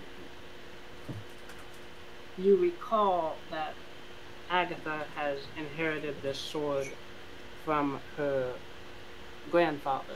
Yes. Yes, I do recall this. And yep. Okay.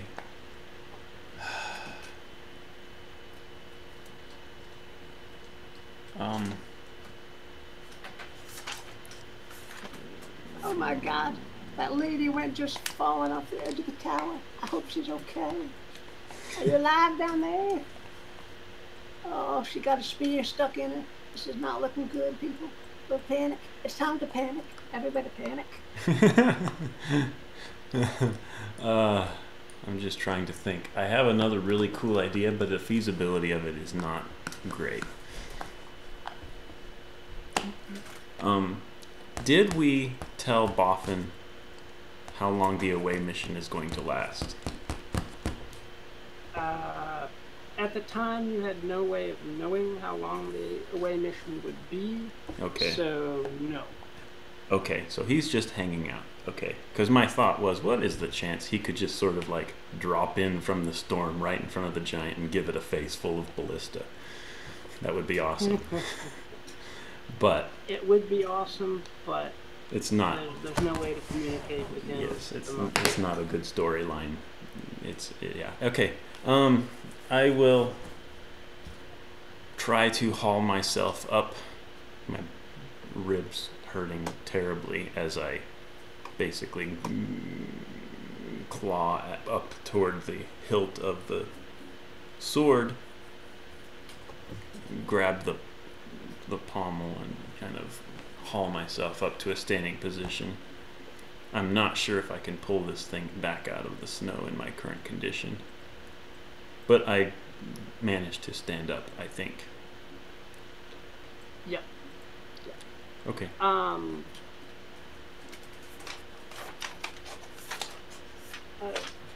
swear I had sheets on the cleric. I swear I did. Grab it.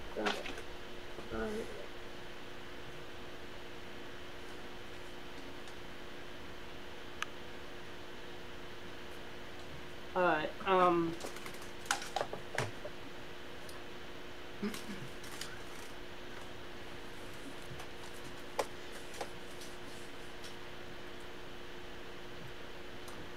Evardus here is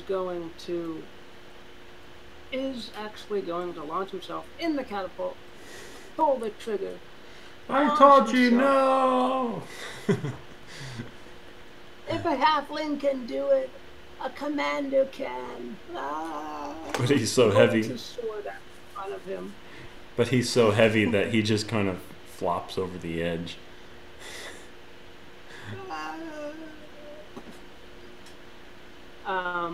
The cleric will rush forward and use a move, divine intervention, and it will stop Evardus from dying as he crashes into the snow in front of this last remaining elemental here. Right. This is, the tower is several hundred feet up. It's quite a long drop. Yeah. He survived with one tiny little scratch. Okay. Got his armor. Nice. Okay.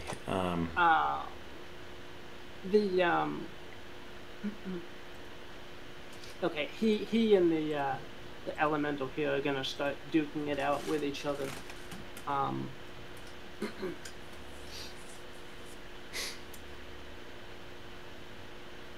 The dragon, Bertok, that's been kind of tagging along behind you, is going to screech at you, Bertok, and look up pointedly at Rudy Rod, who is hovering and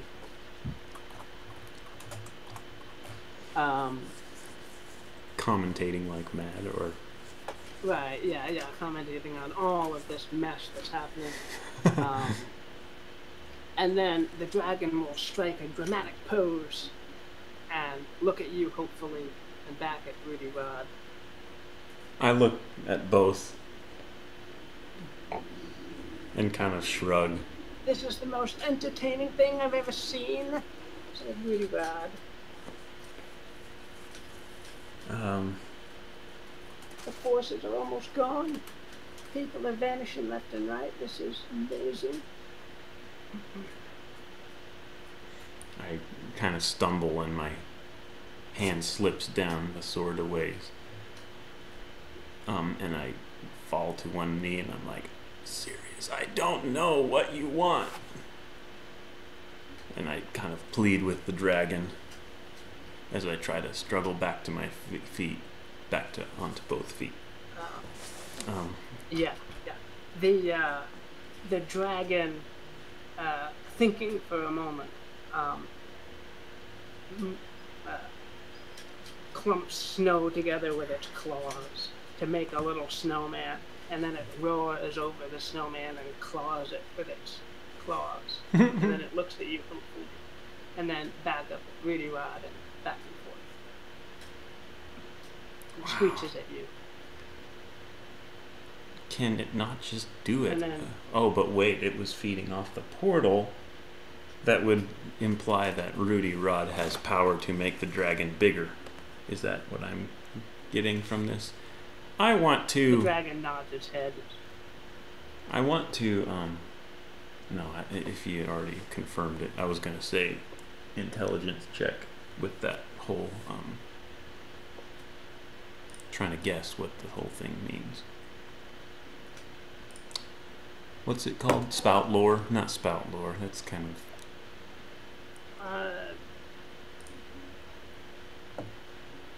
Did you mumble anything about the dragon being smaller? No, not that I remember. No, I didn't.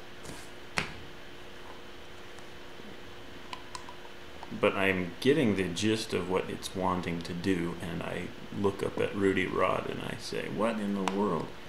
Can you make it bigger? Can you re-power the thing? Assist us, Rudy Rod. Help us. The dragon feeds off of your energy. My only concern is how entertaining this is, and this is pretty entertaining at the moment. I don't see how it could be any more. It would be more entertaining if this dragon were doing more. It's not participating, I yell. The effort of yelling causing me to stumble and flinch a little bit. Oh, I cannot breathe. My punctured lung. As I stand up, kind of lean on the hilt of the sword and maybe try to tug on it. Whoa, my whole world is topsy-turvy. That would be so entertaining. You're right, you are so right. Fine. Yes, you can have your big old size back. But only if you make it entertaining. Nice. Okay. Sirius grows to humongous proportions. Yay! Hulk smash! I yell. As I just sort of lean on the sword.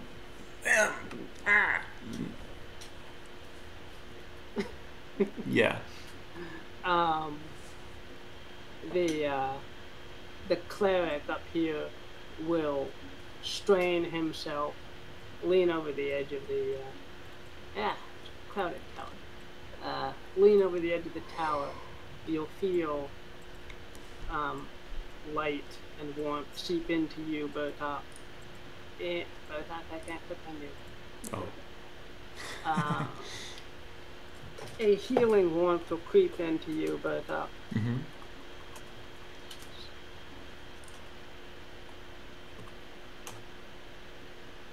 Healing you for 5 Okay. health.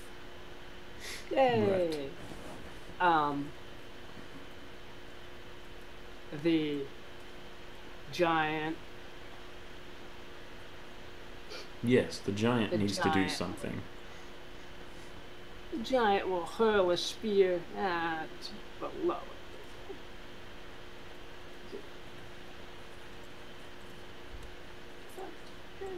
The giant will hurl a spear at the cleric. Oh man. At the last second, Lady Brigid will step in front of it. And take it. And we'll take it for him. Yeah, we'll take the blow for the cleric. Yeah, both of them are knocked back into the hole, and they both fall back and fall through the portal. Yay! Now they're both alive in the truth plane. I like that. I like that. Good. I'm glad to hear it.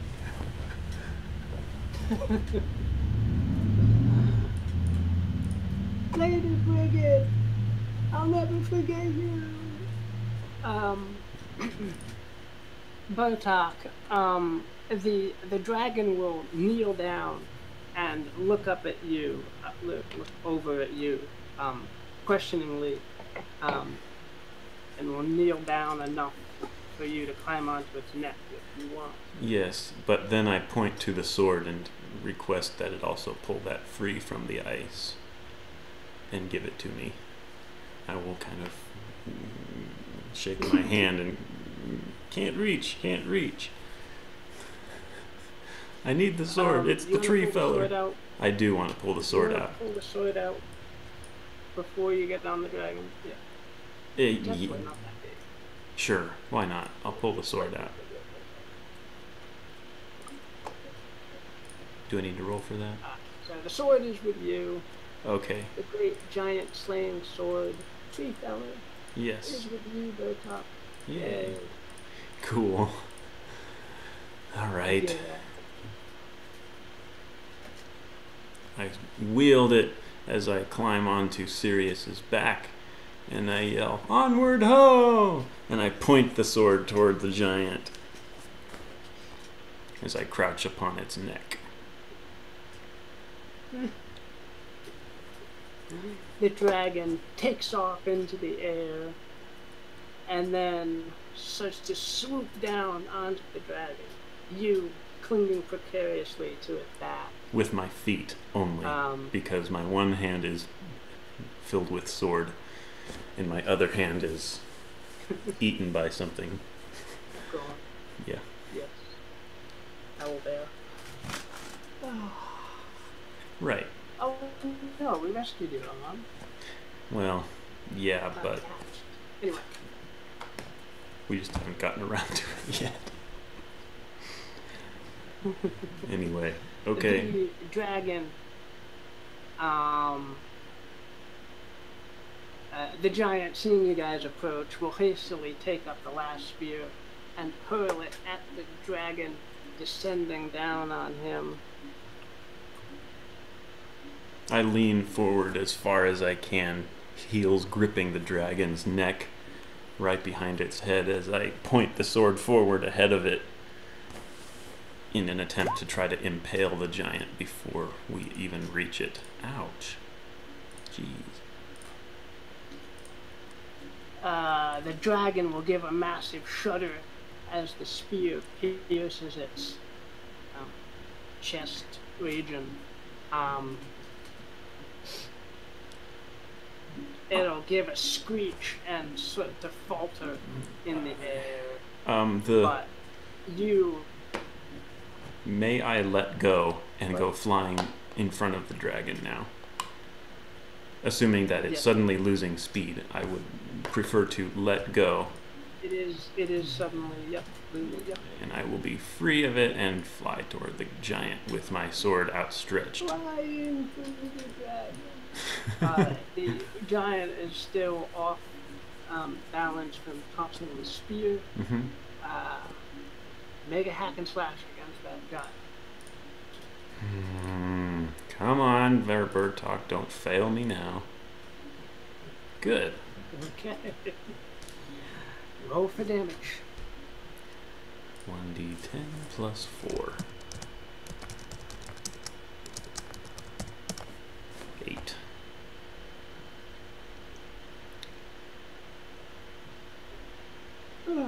Okay. The sword hums in your hand as you pierce the giant, and the giant seems to take far more damage than what your arm itself is capable of doing. It has a large open slash down its front as you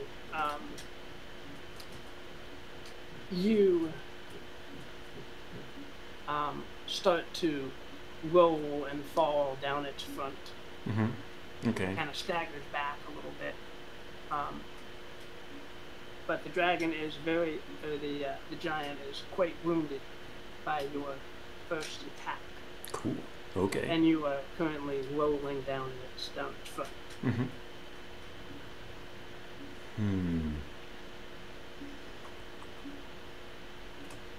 How long will it take for me to regain balance while rolling? Is there a chance I could uppercut right between the legs? Crunch. Yeah, you're about level with his girdle there. Nice. As you regain. Does he make a move before I do is basically the question. You have a chance to make a move first. Sweet. I'm going to make a castrating move against him. 2D. Yep. Here you go. Strength.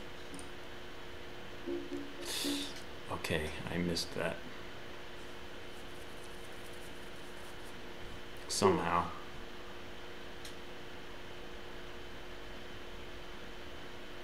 Oh, you're counting on a miss. Yeah, I know. I wasn't. Okay. You continue to roll down. You flop down onto his shoe. He gives a kick. I go flying. Oh, that would be brutal. I have 9. Yeah, he gives a kick. You sail back into the dragon, which cushions your fall. But you are now back at the dragon, both of you. Okay. I still have the sword. Yes, the sword is still in your possession. Oh, okay. You have more than one armor, right? I have 3 armor, yeah. Okay, yeah, the hitting the dragon itself does not do damage to you. So. Okay. I would assume the giant can still do something since that was his retaliation move, more on par with the rules of the game rather than... The giant is going to run forward as fast as he can and try to stomp on you two while you're both kind of there. And Bertok is going to take up his sword and then do a somersault just as the giant steps over him and make another overhead slash for another castrating blow. He really wants that to work. So I would say a dexterity defy and then a strength if I make it. Yep. So I defied for 9. Yay. Yep. And then I fire at will, Commander.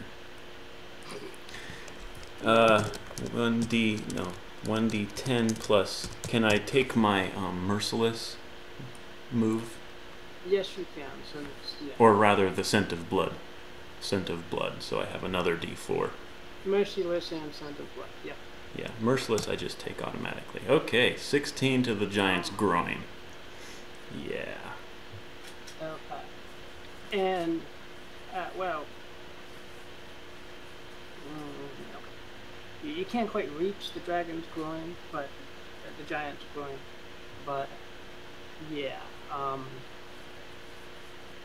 that blow is gonna pretty much just like cleave the giant in half.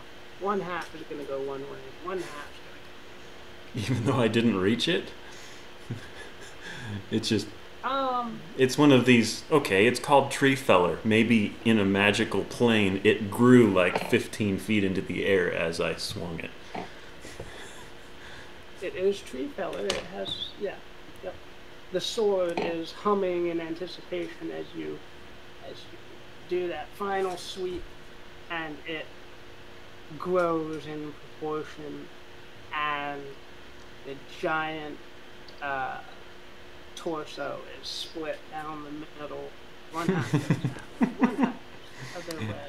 Right, okay. Its blood slowly congeals and freezes onto the ice. Wow. Cool. This has been a fight for the centuries. Oh, man.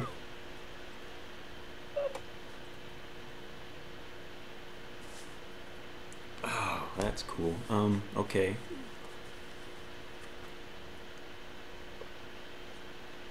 Wow. So... Everybody. Do we assume that the guy killed off the third elemental there? Evardus? Yes. Evardus is sports a couple broken ribs and so forth, but he managed to finish off that. Okay. On the other hand, Agatha is dead, pinned against the crevasse wall by a spear, and Bridget and the cleric are now inside the portal. So, all that we have left are Bertok, Evardus, and Grabnot. Oh, and Sirius.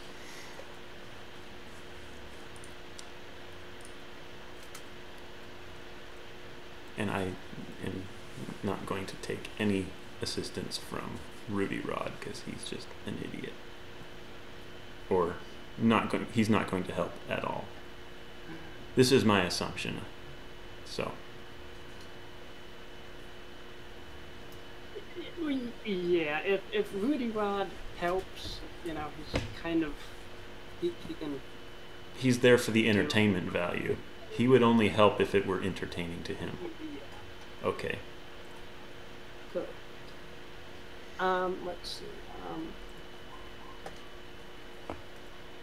The cleric, after the battle ends, is going to run out and try and find. Well, first of all, he's going to try and find what happened to Bridget, who fell through the portal. Oh, he did not, though? Not willing to actually. He didn't, though? No, Horace, the cleric did not. No. Okay, good to know. He's still. Yeah. But after seeing to you guys, he's going to go out and try and find Agatha's body. Mm-hmm. And Agatha's fall was cushioned by the massive pile of snow that you guys triggered from the fireworks embedded in the walls. Right. So she actually fell? Yep. Okay. And she fell. The spear is still stuck in her. but the fresh mound of snow there cushioned her fall. So she's The cleric dying from. dragged her. She died from bleeding out. She didn't die from falling. Oh, she's still alive. Okay. Barely alive. Yeah. Gotcha. The cleric finds her just barely alive, brings her back to the council room here, and actually, no, puts her in bed. Yeah. Okay. Heals her up.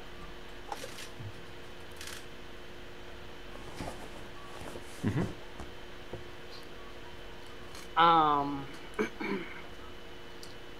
Several, actually,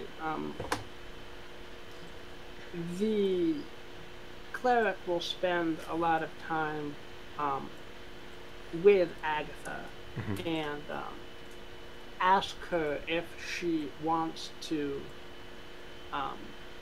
learn the very basics of being a cleric. And I think Agatha would probably accept that. Okay. So while the watch remains on this tower, Agatha and Force will be learning. Well, Agatha will be learning the basics of clericing from Mm-hmm. Force. Okay.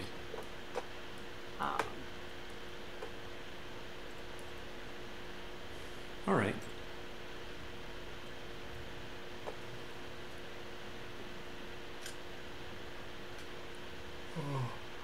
And Evardus will be looking at you guys with a little more respect now that you actually helped him. Right. We got 2 Agathas. No. Yeah, we've also got Defend. 2 grab knots and 2 Bertoks. We got 2. Oh no! Ah, My doppelganger. Oh, you deleted him, darn it.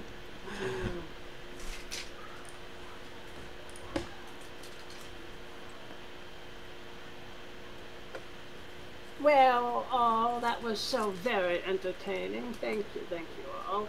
But I am going to poof.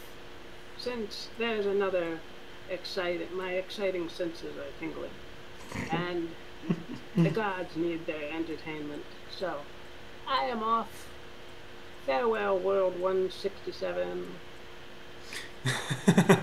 Enters the portal again, disappearing with a ripple. Yeah. Goodbye, Rudy Bye. Okay.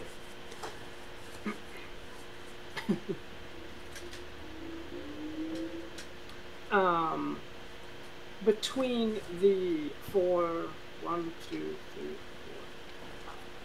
5.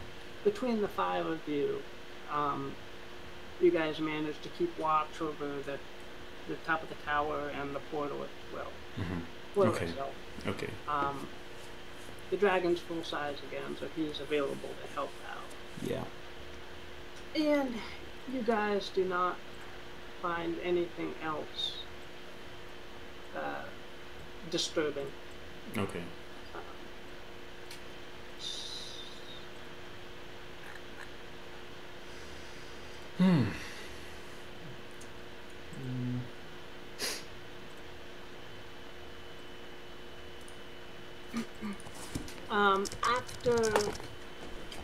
After some 2 weeks of sitting here, getting to know Evardus, getting to know Horace, the cooking stuff on the stove, and Agatha and Horace conversing about clerics. I would like to, at some point, Serious. in these 2 weeks, present Agatha back with her sword. Oh yes.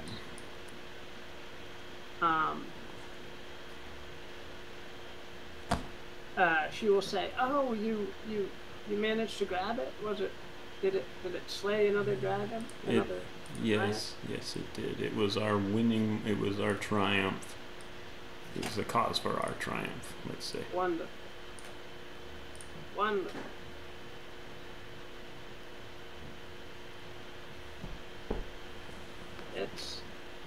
I'm glad I went on this adventure with you, Bertok, she says. And I you, he says, kissing the back of her hand. And I'm slightly happy I didn't kill you, Bertok, says Evardus. Yeah. You're a good halfling, even if you did kill my men.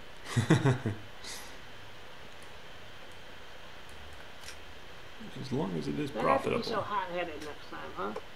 Sheesh. I'll give it my best shot. You can't guarantee, especially if you got a strange goblin coming in.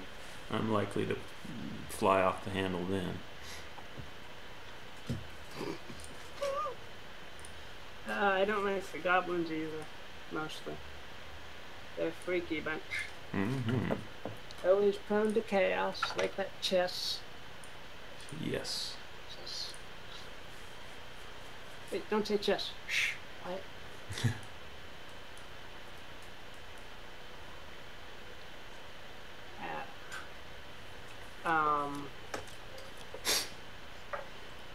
At the end of 2 weeks, you will hear Sirius give a scream of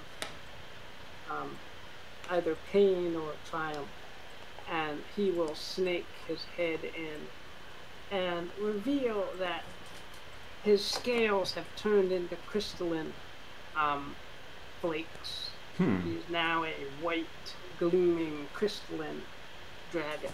Cool. He says, the 10 years of labor have been rewarded. I will gape We in will bring awe order and peace and to this world. astonishment. What's up? I will gape in awe and astonishment. I'm gonna pull myself upright and try to be as tall as I can. And in the transformation, his tail has come back. Right. Cool. Okay. Well, lizards regrow their tails anyway. He gives a little glare at you, Bertok. I blush. And now I must search the truth plane for others that we can bring here and help to bring truth and order to this world, until it is as orderly as the world of that poor brigand who got hit by the spear. Mm-hmm. Okay. Mm-hmm. Mm-hmm.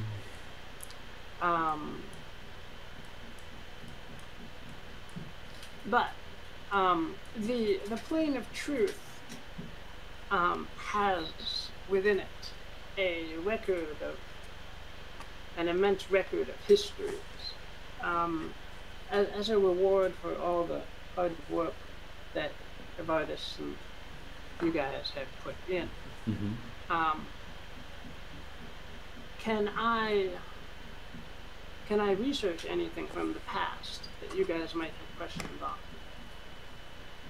Yes. Yes. Yes.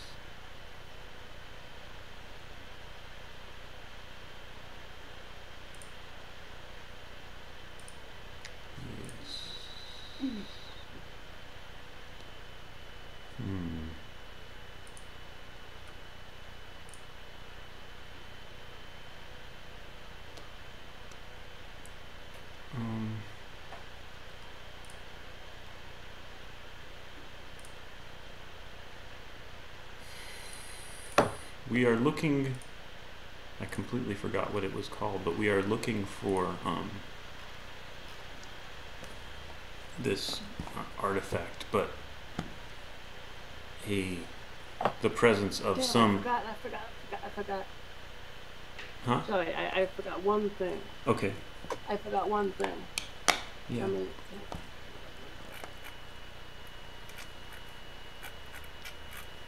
Where is Really Rod? You deleted him. He is no more.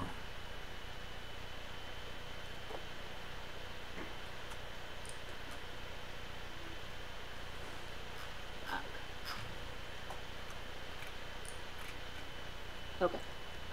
Before Rudy Rod left, I guess, he will remember that you, Bertok, was asking about the Proteus. Mm-hmm.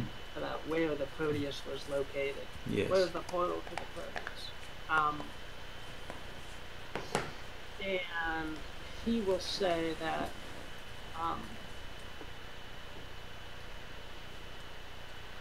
this is the top of the world, so you have to go south from here. But if you were to travel,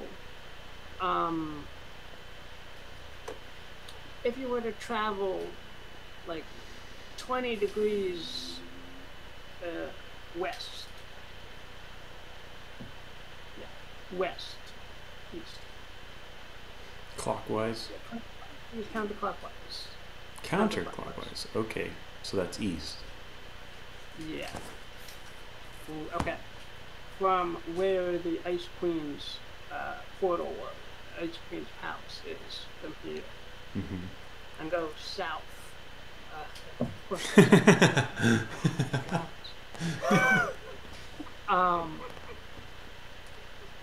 There is a there was a fish who became a avatar of growth and whose corpse settled to the bottom of the sea that way. So his corpse became in part a portal to the plane of growth through which the Proteus can be reached. So the plane of growth is where we can find the Proteus, I ask. Yes, correct.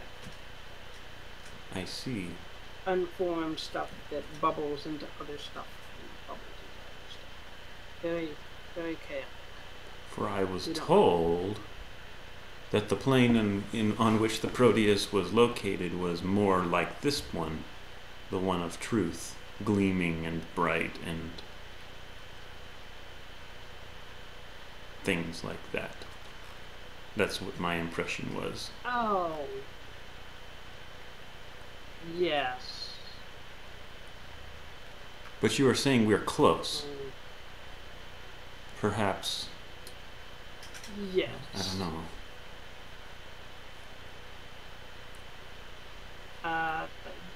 Let's see. Do you have that map on you at the moment?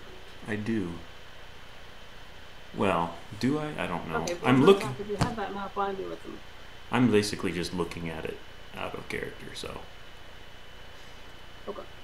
I mean, I've got B here where we are, and then C, which is kind of clockwise, 20 degrees, but then counterclockwise would be up off the map. And then inside the ocean, basically. Right, but this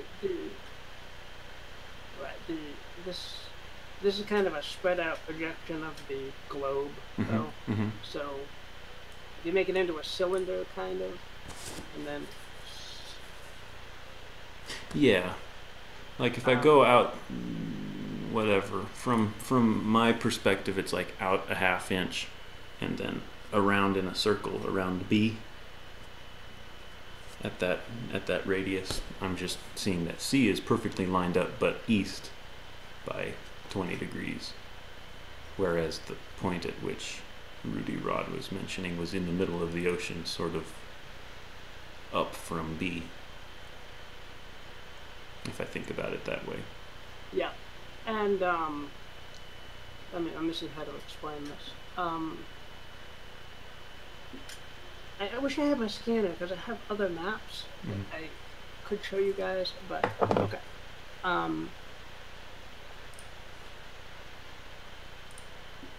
Okay, pretty much he means G. 1 minute. Let me look again. G. Oh, that's way out there. A, B, C, D, E, F. But it's not far from the top of the world, sort of. If you smush it in. Oh. If this is a globe spread out, kind of. You know how the poles always get really weird, stretched out? Yeah. Yeah, Does that yeah. make sense?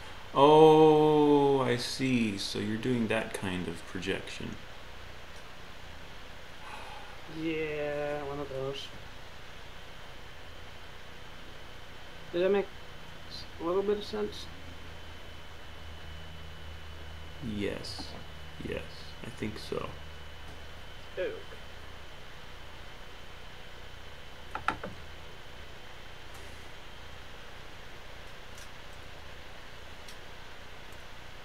Yeah, I see it now.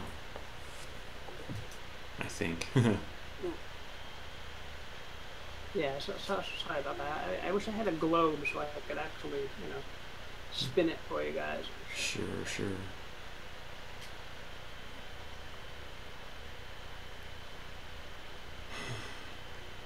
So yeah, the bright and glowing golden fishy ran into the wrong Leviathan and died very sad.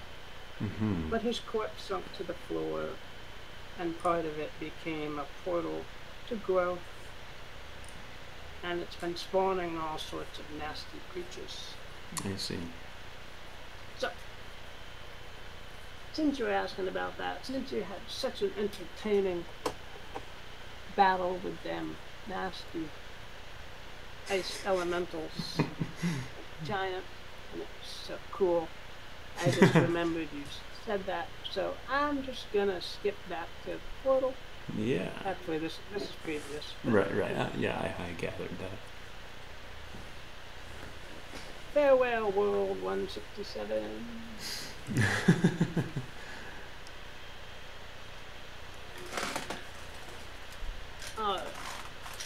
Meanwhile, back to the present. The dragon is wondering if he can answer any questions about history, personal history, or history in general. Oh, I don't know. Whatever happened to my parents? What's the truth?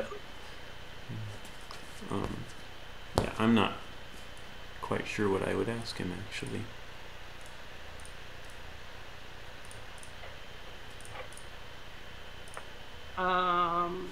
Let's see.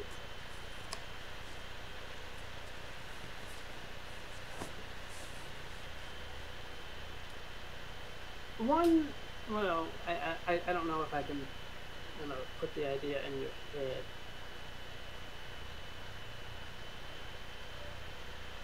Let's see.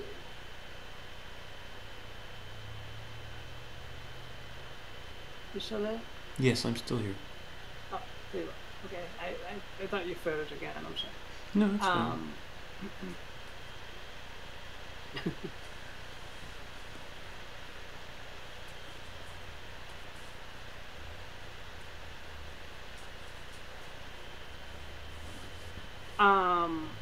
The cook, Gladnot, will walk up to the dragon and whisper a question to the dragon. And the dragon will be like, you really want to waste your question on that? Goblin will clap his hands and scoot back a little.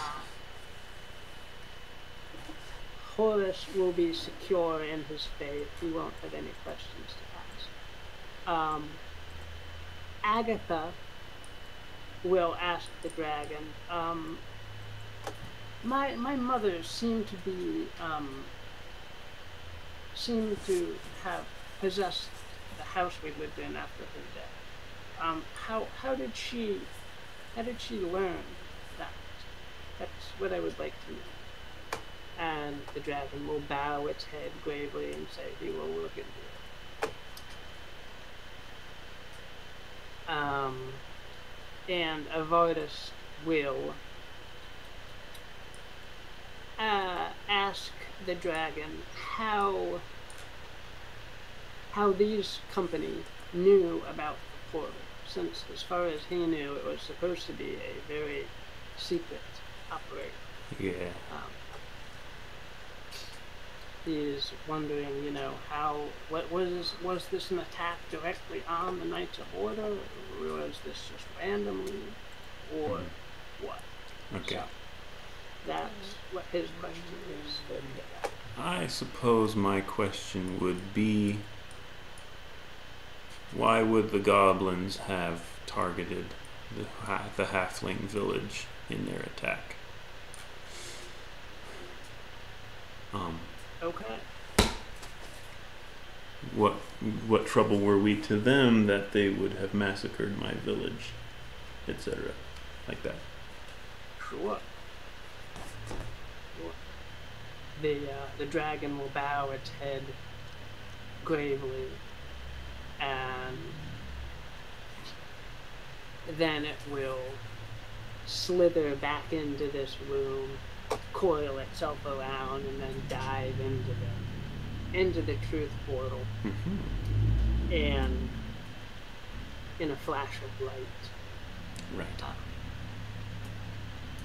and he will be gone. No. Goodbye, Sirius. Don't leave us. We need you. You're our only hope. Help us, Sirius, Obi-Wan Kenobi.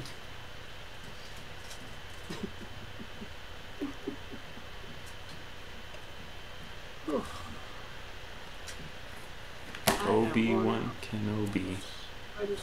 Yeah. Obi-Wan Kenobi. Sirius Kenobi. Sirius Kenobi, yeah.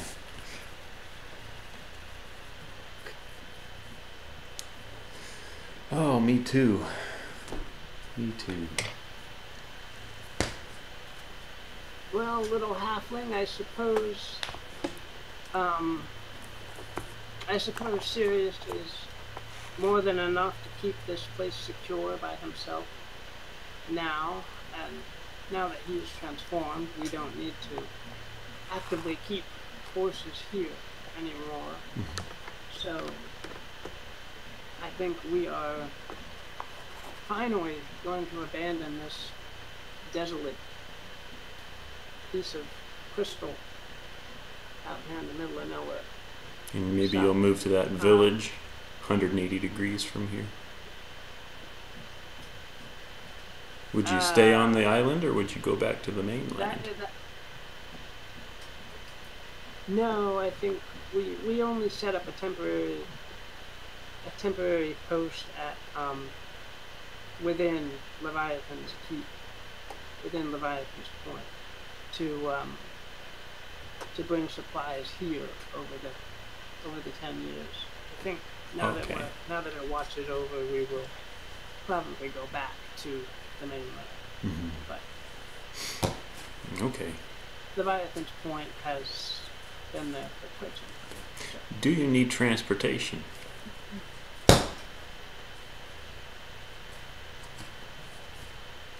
Do we? Yes.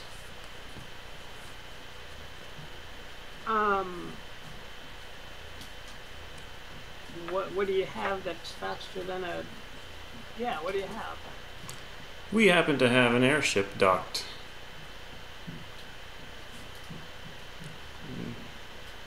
200 degrees from here. 200 degrees south from here. Oh, really? An airship? An entire airship from Tyrium. Yes, we are here on quite a mission. In fact, my engineer is probably wondering where we are by now, after 2+ weeks of stuff. Yeah. But we would be willing to offer transportation back to wherever that is. Belfast or whatever.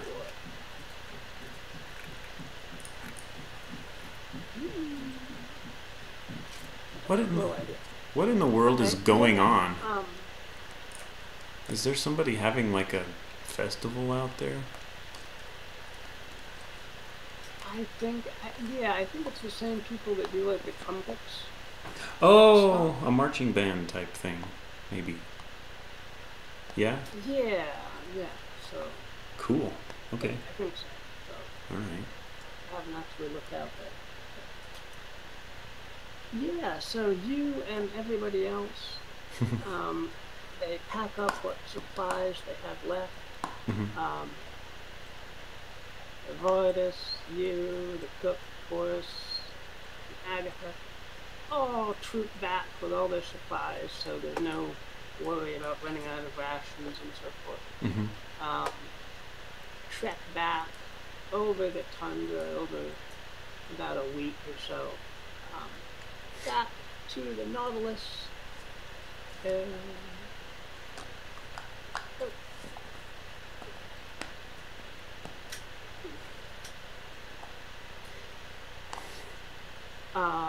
Ahoy, Boffin! Boffin. Yeah, exactly. He leans over the railing and yells, "You missed my birthday! I demand a celebration!" It's been like 2 months. What's wrong with you?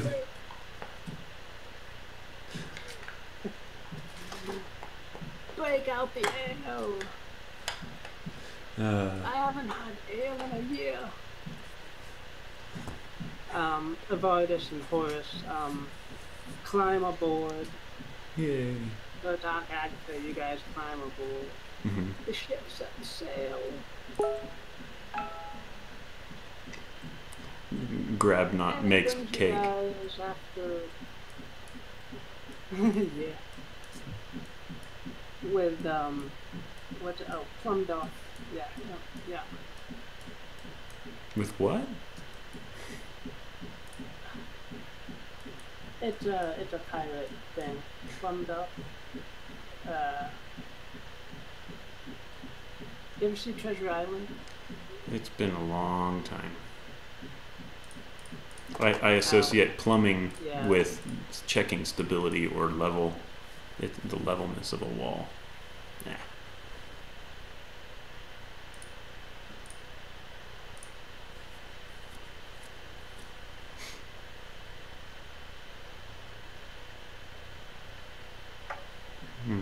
Yeah? What? That drum's annoying. It is, yes. It's probably more annoying for you than it is for me. It looks like a plum pudding. Oh, okay.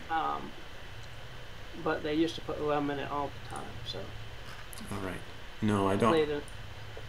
Yeah. Okay, I thought you said plumbed off, and I thought you were referring to like plumbing a wall, meaning checking its level, checking that it's level or something. I'm like, no. Plum duff. No, I've not ever heard of plum duff. It sounds good. It does.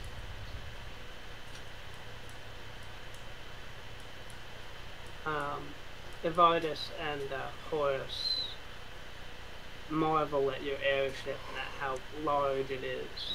Yeah. Its cargo capacity. Mm-hmm. And say they might have to get one of these.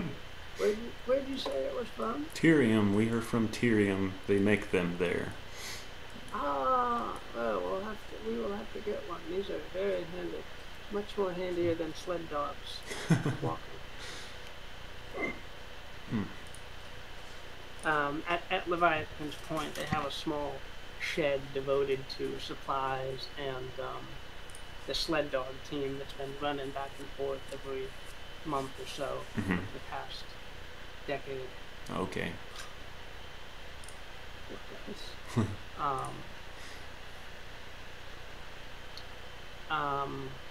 Evardus and Horace, thank you for the lift and your assistance, and all the grudges seem to have faded away with this successful completion of their mission of getting the dragon transformed.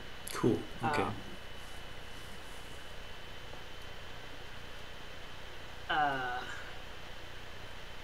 they will bid you adieu and go their separate way, I guess. Okay. Unless you want to keep them around for something. No, not necessarily. I mean, Okay. he's nice and strong, but no, I don't think it would work with the storyline to have another hireling named Evardus who has his own thing to do. All right. Wow. Okay, so you guys are back on the Nautilus. Cool. We're on the Nautilus. We're going to celebrate Boffin's birthday. Yep. Now, I say we're good for session ending. Yeah. Unless you want to. Unless you want to carouse or something, but I'm not going to ask for carousing because that's a little bit complicated It's a little bit complicated when we're not in mixed company, when we're all familiar with each other. Carousing has more to do with meeting strangers and meeting things to do with strangers. Alright, do you want to carouse back more in a civilized place? Yeah, let's save that for next time and then we can... Yeah. And Leviathan's point is not just, these guys' shack. It's also, fishers and people and whalers and Leviathan hunters. Sure. So forth. Okay. Yeah, it's pretty small. Not small, but it's okay. Not a party in town. Okay, gotcha. So we may need to sail back to civilization first. Because how are we on supplies? Yeah, because how are we on supplies? That's the other question. Yeah. And if we plan to go from Belfast all the way to the fish growth transform plane portal thing.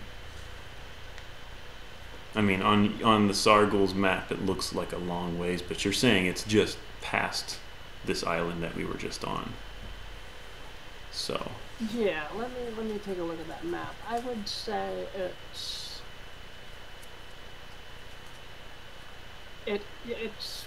the same distance away as C. Like from B to C is about from B to G. It's just very distorted. Okay, I got it. All right. Yeah. But it's the other way, so we'd have to pass B on our way to G. Right? I think so. If we were to start from, I think it's Belfast, or is it Delgar? Delgar. Yeah, if we were to start from Delgar and go to this place, the North Pole, and then past to G. Yeah. Okay. That is doable, I think. You could go around. Right. The continent. Right. I'm just wondering what's a straighter shot. And yeah, a global projection, a spherical projection would be definitely a lot more useful. Which makes me wonder if I can accomplish something to that effect. And I'm a little disappointed in the distances between things because in my head it's much more spread out. Mm-hmm. Yeah. I just crammed it onto one piece of paper. Sure. No, that makes sense. Man, how would I do that? That would be kind of cool. If it were possible to take something like SketchUp and do a skin with one of your drawings or pieces of your drawings and then twist it around somehow. Yeah. I wonder if it's possible. I'll look into it. I don't know if I'll be able to pull it off, but it would be really cool if we were to like pull in a SketchUp drawing and then just spin it around. Here's our globe. That would be cool. It would be hard to do in this format, but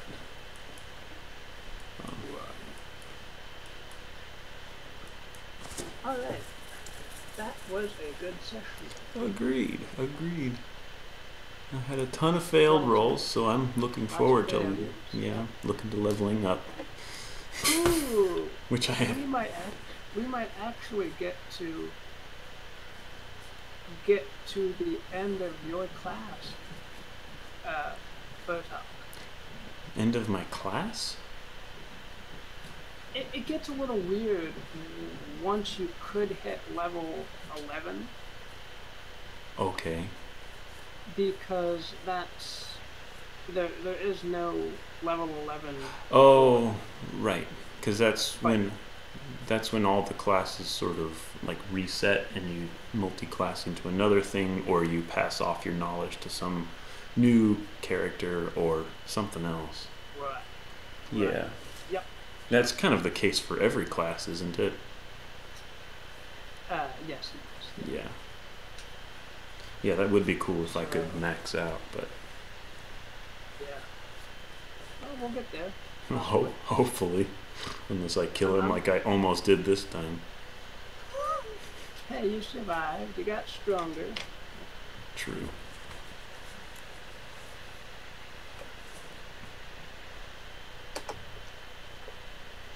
I can just imagine Bertok in the tavern, grizzled beard, one arm with his tankard, and being like, "Yeah, back in my day,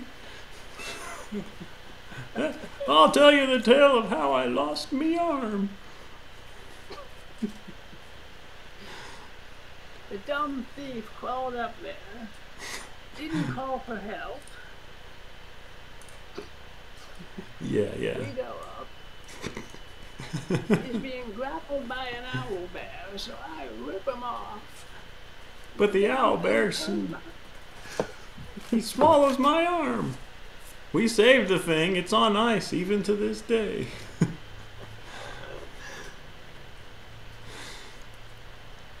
The grizzled halfling points to a withered arm nailed to the bar. That's it, man.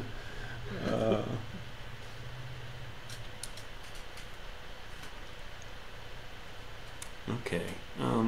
But yeah. And Agatha spouts a new medallion on her person. Oh, cool. I gotta make up a level 1 cleric. Cool. Aha. Level 1? You're not gonna automatically give her like 3 levels for existing for this amount of time? No, she's been a hireling up till this point. Oh, okay. Oh, is your new guy gonna take over her character, or? No, I think I'll just have her be a hireling with a few extra moves. Okay. That the cleric would get. So. Okay. Cool. Yeah. And I mean, if it's too much game breaking, then whatever. Yeah. I think she would be drawn to a cleric sort of thing. Yeah, I agree. Healer and so.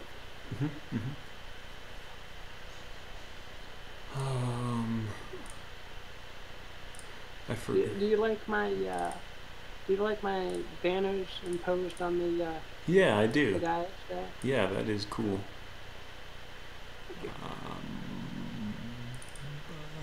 Oh, Dawnforge cast. I totally bought his alchemist and shaman classes that he was talking about a couple weeks ago. I like him. He's pretty cool. He is. I like him too. He does a little bit too much advertising for other things in my opinion. Yeah. Oh, what time is it? It is. It's not 5:44. Yeah, it is. No way. I got dinner with my mom. I'm late for. Oh, maybe you should get going. Maybe I should. Maybe that's what that phone. Maybe that's what that ring was. Maybe it was my phone. That was quite a while ago. I should go. Okay, take care. Thank you, Sean. Yeah. Talk to you later, and hopefully. What time did we start? 3:30. We ended at yes. No, we started at 3:00 your time. We spent an hour with Simon, and then it was nearly an hour late according to me.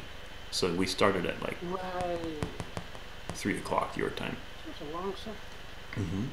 Yeah, we were already 45 minutes overdue for the usual 2 hours. We've been going 2 hours and 45 minutes, approximately. Yeah, I was kind of thrown off because I knew we started late because Simon. Actually, it looks like we started a little before the hour. I'm at 2 minutes and 2 hours 53 minutes. So. All right, I guess I do have to go. So I'm gonna. Okay. See ya. Take care.